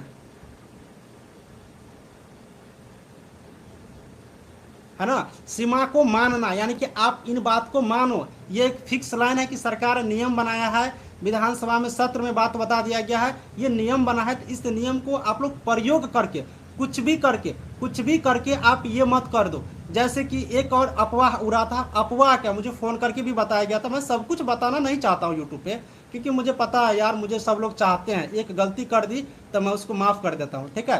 तो यहाँ पर चलो सीमाओं का मानना, एक क्या कर रहे थे कि एक एक्चुअल नोटिस आने दीजिए एग्जाम का, तब इन यूट्यूब चैनल वाले को दिखा देंगे कि कितना अफवाह फैलाते हैं। जब विधानसभा में एक्चुअल नोटिस डाला गया और वो तो वेबसाइट पे भी डाल दिया गया, विधानसभा की वेबसाइट पे, तब जाकर के कहाँ गया यूट्यूब पे दिखाने वाले, और जो बोल रहे थे सारे लोग फ़ोन कर कि एक्चुअल नोटिस आने दीजिए तब दिखा देंगे, क्योंकि ये अफवाह है। भैया अफवाह रहता तो मैं बताऊंगा ही नहीं, अफवाह रहेगा। तो देखिए ये तो अब विधानसभा में आ गया।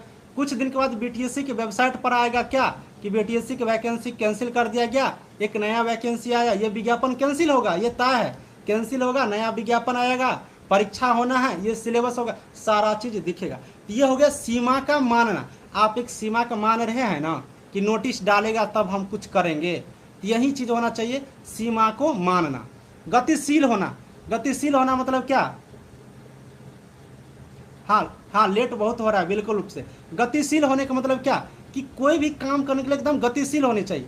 जैसे कि आप लोग एक कहानी सुनी होगी कछुआ का, और क्या था, एक कछुआ और क्या था, एक भेड़िया था कि कुछ था ना, तो कछुआ धीरे धीरे एकदम चलते रहा और वो भेड़िया जाके बीच में रुक गया। मतलब आप गतिशील होना चाहिए, रेगुलर करो, कर रहे हैं ना, लेकिन करते रहो। ये नहीं कि आज 4 चैप्टर पढ़ लिए, 5 चैप्टर पढ़ लिए, एकदम 3 दिन सोए हुए, वैसा तैयारी नहीं होगा। आप थोड़ा थोड़ा से करो, ठीक है, थोड़ा थोड़ा से करो, लेकिन गतिशीलता से, गतिशील होना चाहिए एकदम, बिल्कुल, हाँ एकदम बढ़िया से होना चाहिए, ठीक है।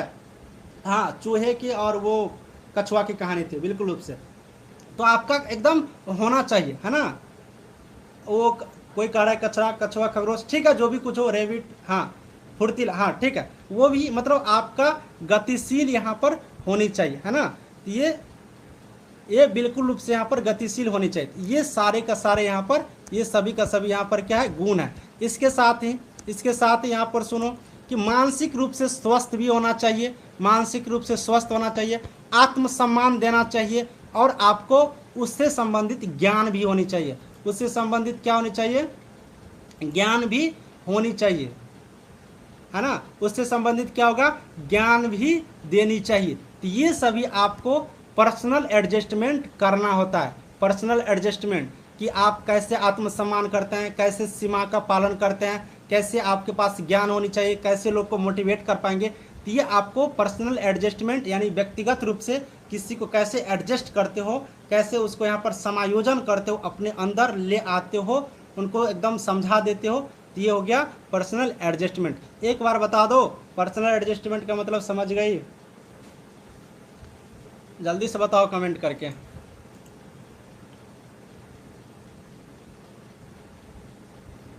कमेंट करो ना जल्दी से।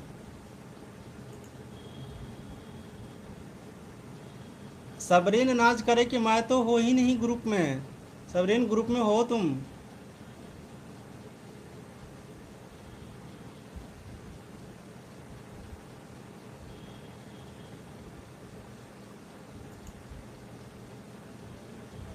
हाँ चलो थैंक यू।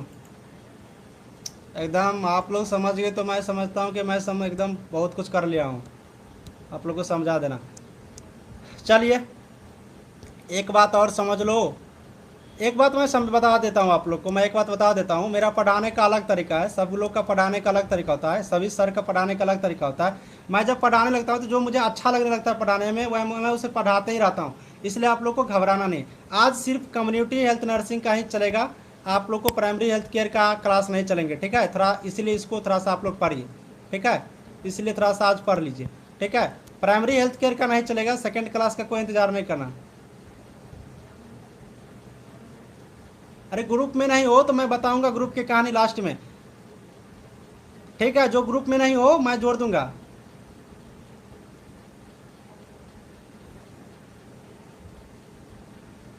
ठीक है, आज सेकेंड क्लास नहीं होगा, आज सिर्फ एक ही क्लास होगा, ठीक है। आप लोग सभी लोग पढ़ो आराम से, अभी छुट्टी उट्टी नहीं मिलेगा, ठीक है।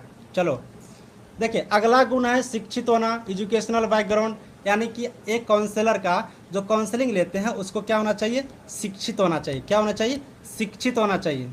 ठीक है, अब शिक्षित मतलब उनके पास ज्ञान होना चाहिए, एकदम एजुकेशनल होना चाहिए, वो एकदम शिक्षित होना चाहिए। अब मूर्ख व्यक्ति से जाओगे परामर्श लेने के लिए, काउंसलिंग लेने के लिए, तो कैसे समझाएंगे, नहीं समझा पाएंगे, है ना, है ना। तो एकदम बिल्कुल रूप से अभी जितने भी कमेंट कर रहे हो बीटीएससी से रिलेटेड, प्यारी प्यारी सिस्टर, लास्ट के 2 मिनट में सबका जवाब मैं दूंगा। प्लीज़ अभी पढ़ने पर ध्यान दे, नहीं तो मैं यहाँ से कमेंट को बंद कर दूंगा और क्लास को भी बंद कर दूंगा। ठीक है, अब आप लोग, ठीक है, अब आप लोग यहाँ पर सुनो, पानी पी लो। ठीक है, पानी पी लो। पानी पीने के लिए मैं दे देता हूँ 1 मिनट का टाइम, पानी पियो तो आज बहुत पढ़ाएंगे। पानी पियो, हम भी पानी पी लेते हैं। पी लो पानी, 1 मिनट का टाइम दे देते हैं।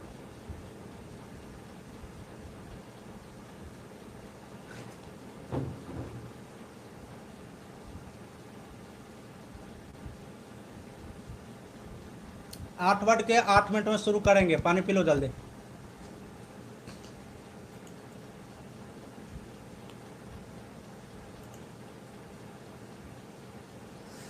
जो ग्रुप में नहीं हो ना, ग्रुप वाला कहानी बता देंगे आज। ठीक है,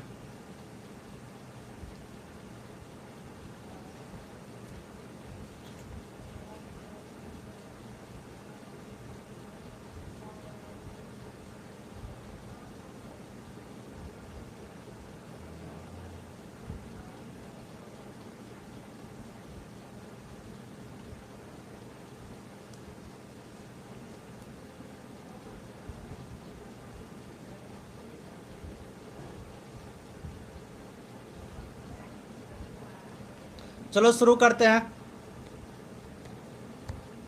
देखो अगला क्या गुण होना चाहिए, शिक्षित होना चाहिए। ठीक है, सब लोग अब आ जाओ। शिक्षित होना चाहिए यानी कि विस्तृत ज्ञान और निपुणता होनी चाहिए। जिस चीज़ के बारे में आप काउंसलिंग कर रही हो उस चीज़ के बारे में आपको पूरा पूरा ज्ञान होना चाहिए।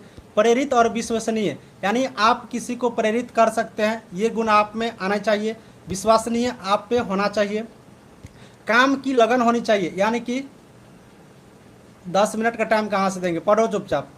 काम की लगन होनी चाहिए। ठीक है, काम की लगन होनी चाहिए, एकदम काम करने का एकदम यहाँ पर आप लोग के बीच में लगन होनी चाहिए। ठीक है, उसके बाद यहाँ पर सामाजिक रुचि होनी चाहिए। आप जब परामर्श देते हैं किन्हीं को, काउंसलर है, तो आपके अंदर एक सामाजिक रुचि, यानी कि समाज में कैसे कैसे हम लोग को रहना है, समाज में कैसे कैसे लोग होते हैं, उनको किस तरह से बातों को समझाएंगे तो वो रह पाएंगे, इसके बारे में आपको यहाँ पर रुचि होनी चाहिए।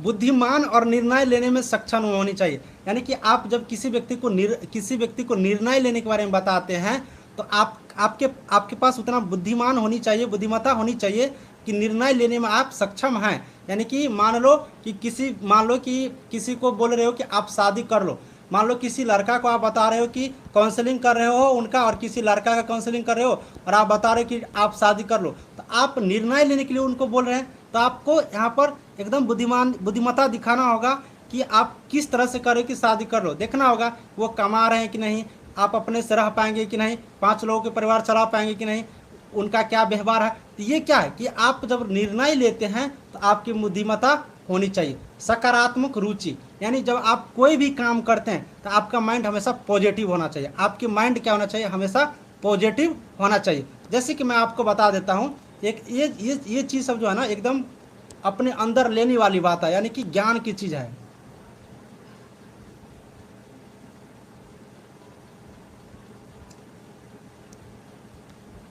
ठीक है, यानी कि सकारात्मक रुचि होनी चाहिए। सकारात्मक यानी कि हमेशा पॉजिटिव रुचि होनी चाहिए। पॉजिटिव रुचि का मतलब क्या, मान लो कि यहाँ पर मान लो ये समझने वाली चीज़ है। मैं अपनी बात बताता हूँ, मैं अपने दिल की बात बताता हूँ, सुन लो, मेरे अपने दिल की बात सुन लो। ठीक है, मैं क्या करता हूँ कि मान लो मेरे से कभी गलती होता है, मेरे से भी गलती होता है, ऐसा बात नहीं कि मेरे से भी गलती होता है। ठीक है, तो जब मेरे से गलती होता है तो मैं गुस्साता नहीं हूँ। जैसे कि मेरे से गलती हुआ, खास करके मेरे ऑफिस में ही होता है, जब मेरे ऑफिस में मेरे से खास करके गलती हो जाता है तो क्या होता है कि सर आते हैं ऊपर से सर का क्या काम है, सर सीनियर हैं, उनका क्या काम है, आया जूनियर पे एकदम गरमा दिया, ये नहीं किया वो नहीं किया, फलना चिलना, लेट हुआ, दिस हुआ डेट हुआ, एकदम कह के चले गए। आप सही हो, मैं काम करता हूँ अच्छे से, मुझे पता है, क्योंकि मुझे तो खुद डर है कि मेरे सीनियर सर आएंगे मुझे गुस्साएंगे, फिर भी उनका काम है डराना धमकाना। वो आपको आए 10 को बात बोल दिए, वो चले गए। अब आपको क्या, आपको आपको तो 10 गो बात बोल दिया, अब आप सोचते रहे अरे यार कैसा सर है, अरे यार क्यों इतना बोलते हैं, एकदम काम भी करके देता हूँ फिर भी मेरे पे इतना दबाव, हमेशा बोलते रहते सैलरी काट देंगे, छुट्टी नहीं देंगे, ये नहीं वो नहीं। देखिए तो ये आपके आपके ऊपर आकर के बोले, लेकिन आपको यहाँ पर करना क्या है और मैं क्या करता हूँ, सीधा मैं अपनी बात बताता हूँ। जब सीनियर सर मेरे को बोलते हैं, कुछ भी गुस्साते हैं, तो पहले मैं सकारात्मक रुचि लेता हूँ। सकारात्मक रुचि यानी कि पॉजिटिव सोचता हूँ, आखिर मेरे पे क्यों गुस्सा आया है, पहले इस चीज़ को, ये नहीं कि वो आके गुस्सा दिए, मैं सही हूँ, मैं जानता हूँ इस चीज़ को, फिर भी सर आके गुस्सा आए तो मैं ये नहीं उनके बारे में सोचने लगूंगा अरे ये सर अच्छा नहीं है, एकदम आप मेरे से सीनियर है तो इतना बोलते ही रहते हैं, ये नहीं सोचना चाहिए। यानी कि निगेटिव नहीं, हमेशा पहले सकारात्मक सोचना चाहिए। आखिर वो क्यों बोले, कुछ वजह होगा ना, वो पहले खुद में सोचना चाहिए, यानी कि पॉजिटिव माइंड रखना चाहिए, पॉजिटिव रुचि रखना चाहिए। अगर आप पॉजिटिव सोचने के पावर अगर आपके अंदर बढ़ जाते हैं, पॉजिटिव सोचने का अगर आपके अंदर पावर बढ़ जाता है, तो आप कभी हार ही नहीं सकते हो, आप कभी हार ही नहीं सकते हो, कभी मतलब अनसक्सेसफुल हो ही नहीं सकती हो। जो एग्जाम दोगी वो आपका ही रहेगा रिजल्ट, एकदम 5 सीट रहेगा तो आपका ही रिजल्ट होगा, ठीक है, 4 सीट रहेगा तो आपका ही रिजल्ट होगा। मैं आपको एक एग्जाम्पल दिखाता हूँ, खुद का एग्जाम्पल दिखाता हूँ, ठीक है, आपको मैं कोई प्रूफ दिखा दूंगा अगर आप लोग को चाहिए तो। मुझे सबसे पहले जब नौकरी हुआ था तो डीआरडीओ में नौकरी हुआ था, सुन लो, डीआरडीओ भारत सरकार का है, ठीक है, मुझे नौकरी हुआ था, यहाँ पर 4 सीट थे, सुनो और सीखो, थोड़ा मेरे से थोड़ा सा सीख लो आप लोग, ठीक है। यहाँ पर 4 सीट थे, कितना, 4 सीट, और यहाँ पर रिटेन एग्जाम देना था और इंटरव्यू देना था, एक रिटेन एग्जाम दूसरा इंटरव्यू, और 4 सीट था। आप लोग क्या सोचते होंगे, सोच लो, मैं बताता हूँ, मैं अपने ही बारे में बताता हूँ, ठीक है, प्रूफ मैं दिखा दूंगा, देख लेना अगर आपको लगता होगा झूठ है तो ये 4 सीट में मैं जब एग्जाम दिया ना तो मेरा पहला सीट था, पहला रैंक था, पहला 1 नंबर रैंक था, एकदम 4 ही सीट में, एकदम 4 ही सीट में डीआरडीओ में। हम ज्वाइनिंग करने के लिए एक दिन गए, मेरा पोस्टिंग उड़ीसा में हुआ था, ओडिशा में मेरा पोस्टिंग हुआ, ओडिशा में चांदीपुर जिला है, वहीं पर डीआरडीओ का सेंटर है, ठीक है। मैं ज्वाइनिंग करने के लिए एक दिन ज्वाइनिंग किया, दूसरा दिन हम सर से बोला कि सर मुझे रिजाइन दे दीजिए, मुझे बिहार जाना है, मुझे नहीं यहाँ पे रहना, मुझे मन ही नहीं लगता है मुझे। एक दिन में हम रिजाइनेशन दे के आ गए, है ना, एक दिन में हम रिजाइनेशन दे के आ गए, एक दिन में, एक दिन वहाँ पे नौकरी किए, दूसरा दिन हम रिजाइनेशन दे करके आ गए, है ना। तो ये हम पॉजिटिव सोचे, जबकि मेरे फैमिली वाले तंग थे, जब हम रिजाइनेशन दे के आ गए तो फैमिली वाले मेरा तंग थे कि रिजाइनेशन बेटा दे कि क्यों आ गया, लोग के घर में नौकरी मिलते नहीं है, हम नौकरी छोड़ करके आ गए, नौकरी छोड़ करके आ गए। एक आप लोग समझ गए होंगे, तो ये क्या है, यहाँ पर आपको यहाँ पर क्या हो गया, ये दोनों चीज़ है, आपको क्या हो गया यहाँ पर पॉजिटिव सोच, हम पॉजिटिव माइंड में रखे, मतलब मुझे नहीं अच्छा लगता था मोना, मुझे अच्छा नहीं लगता था, है ना।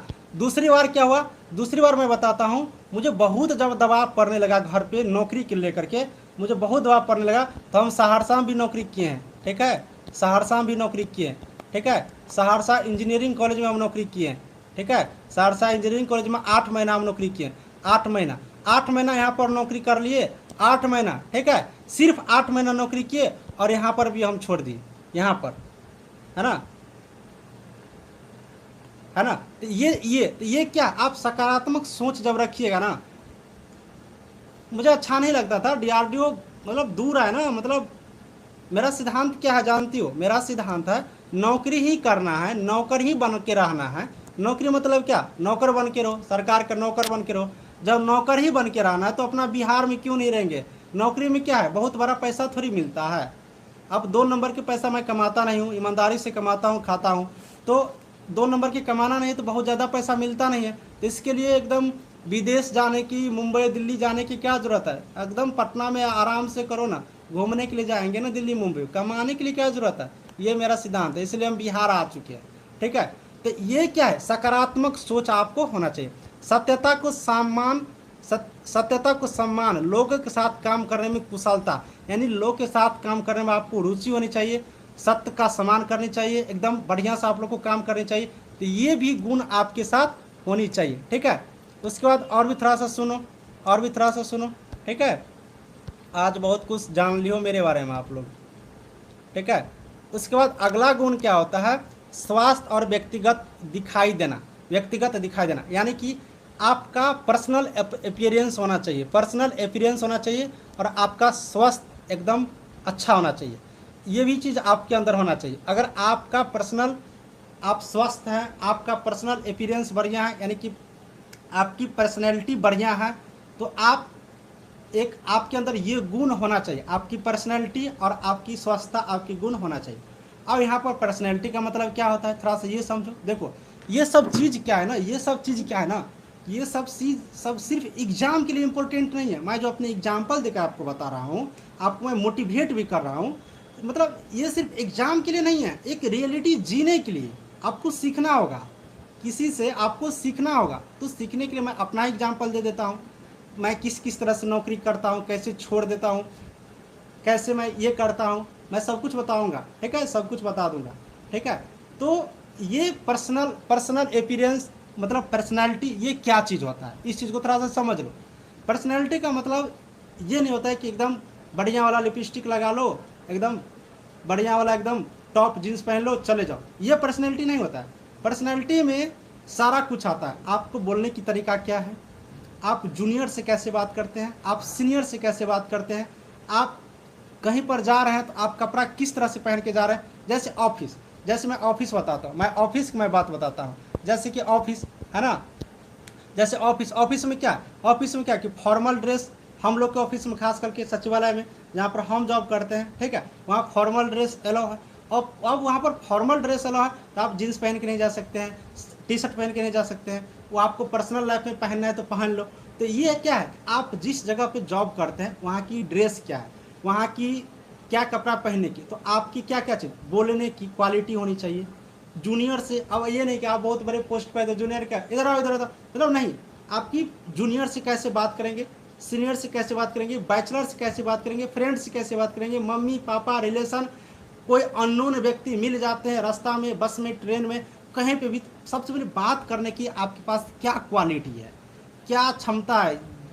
पहले मैं बता दिया हूँ कि आपके पास ये चीज़ होनी चाहिए कि लोगों को आप लोग का फैन नहीं बने, आपका लोग फैन बन जाए, ठीक है, आपका लोग फैन बन जाए, ठीक है।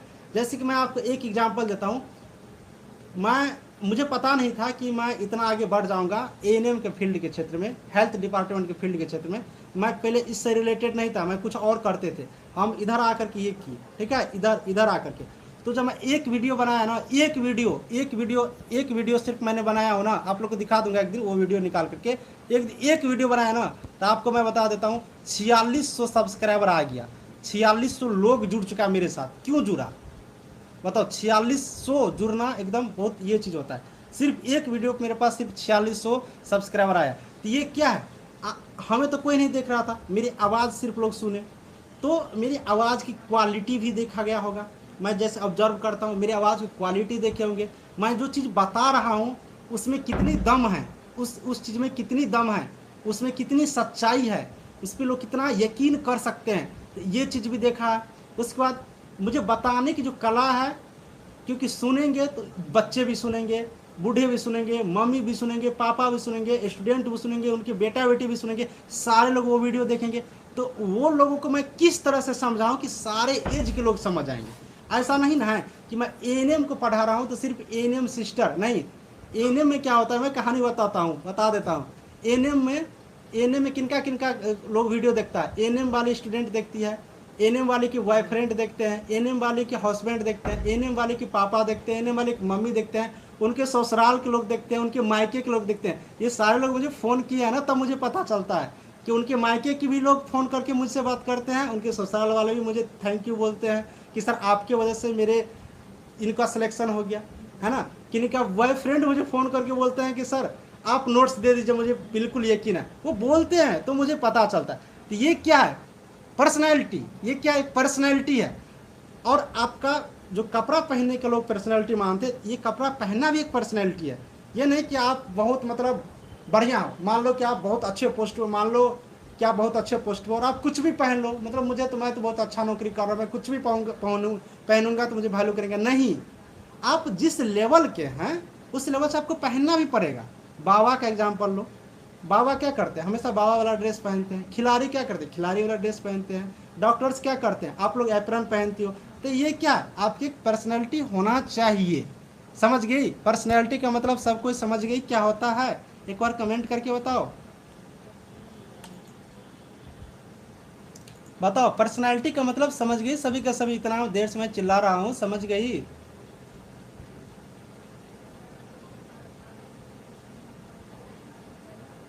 पर्सनालिटी का मतलब समझ गई मुझे क्या कहना था? आपकी बोलने की, बात करने की, कपड़ा पहनने की तरीका, सिचुएशन के अकॉर्डिंग। थैंक यू, चलो बहुत अच्छा। हाँ हाँ बस। बाहर वाले भी देखते हैं, हाँ हाँ बाहर वाले भी देखते हैं, मुझे पता है। मेरे पे फ़ोन आते रहता है, मुझे पता है।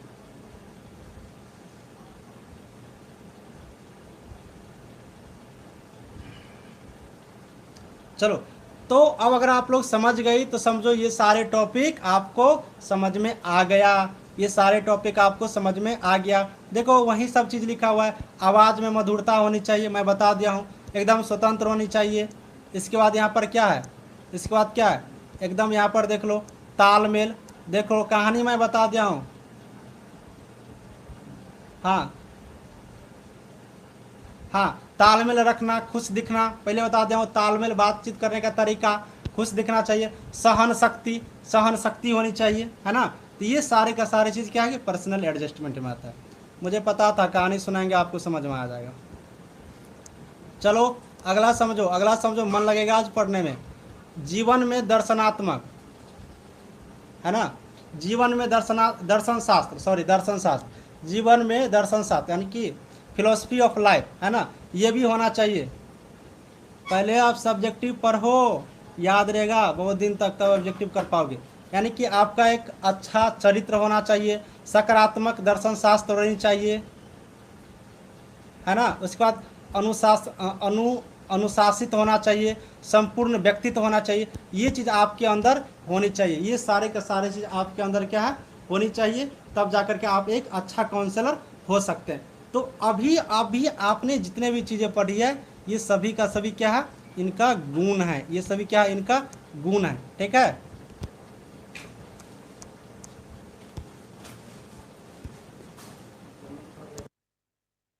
क्यों, सबको समझ में आ गया होगा? हमको लग रहा है कि बढ़िया से समझ में आ गया होगा सबको। ये गुण आपको जो बताए, ये सबको समझ में आ गया?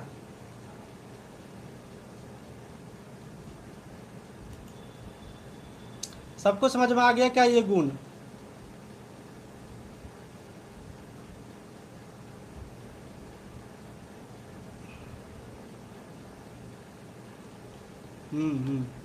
बहुत बढ़िया, बहुत बढ़िया।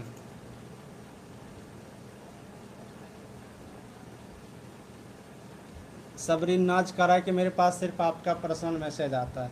सबरीन नाज पर्सनल मैसेज ही करते हैं, ठीक है? कोई ग्रुप नहीं बना हुआ है, वो मैं सेव कर लिया हूँ और सबके पास एक एक मैसेज चला जाता है, एक बार मैसेज करता हूँ तो। ठीक है, आगे पढ़ाएंगे या छोड़ दो? कोई कोई कमेंट करे कि सर छोड़ दीजिए, बहुत हो गया, बहुत हो गया।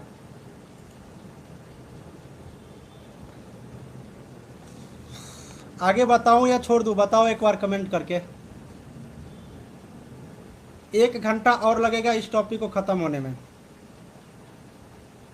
1 घंटा और पढ़ोगी, 9:30 बजे तक, 10 बजे तक तो ये टॉपिक ख़त्म हो जाएगा, ये चैप्टर।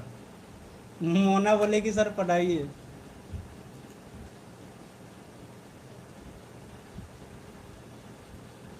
कोई कोई करे कि बंद कर दीजिए।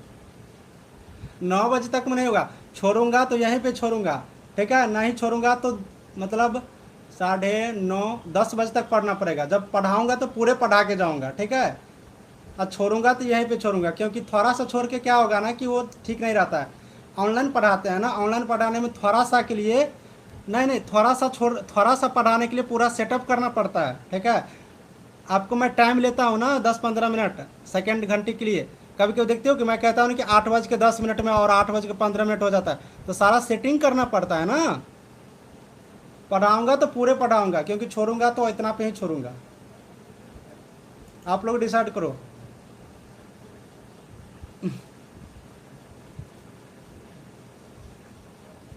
प्रियंका कह रही है मोना दी को बोलिए आज इतना ही रहने देने के लिए। हाँ, एक और क्लास होगा या फिर 1.5 घंटा की और क्लास करो। 1.5 घंटा का एक और क्लास होगा, तभी जाके होगा कंप्लीट। ये छोड़ देते हैं, ठीक है? अब देखो ये महीना में आप लोग को एक सब्जेक्ट खत्म हो जाएगा। कम्युनिटी हेल्थ नर्सिंग इस महीने में खत्म हो जाएंगे। ठीक है। अभी 3-4 रोज बचा हुआ है। कम्युनिटी हेल्थ नर्सिंग एक महीने, ये इस सप्ताह में कोशिश करेंगे ख़त्म हो जाने का, ठीक है।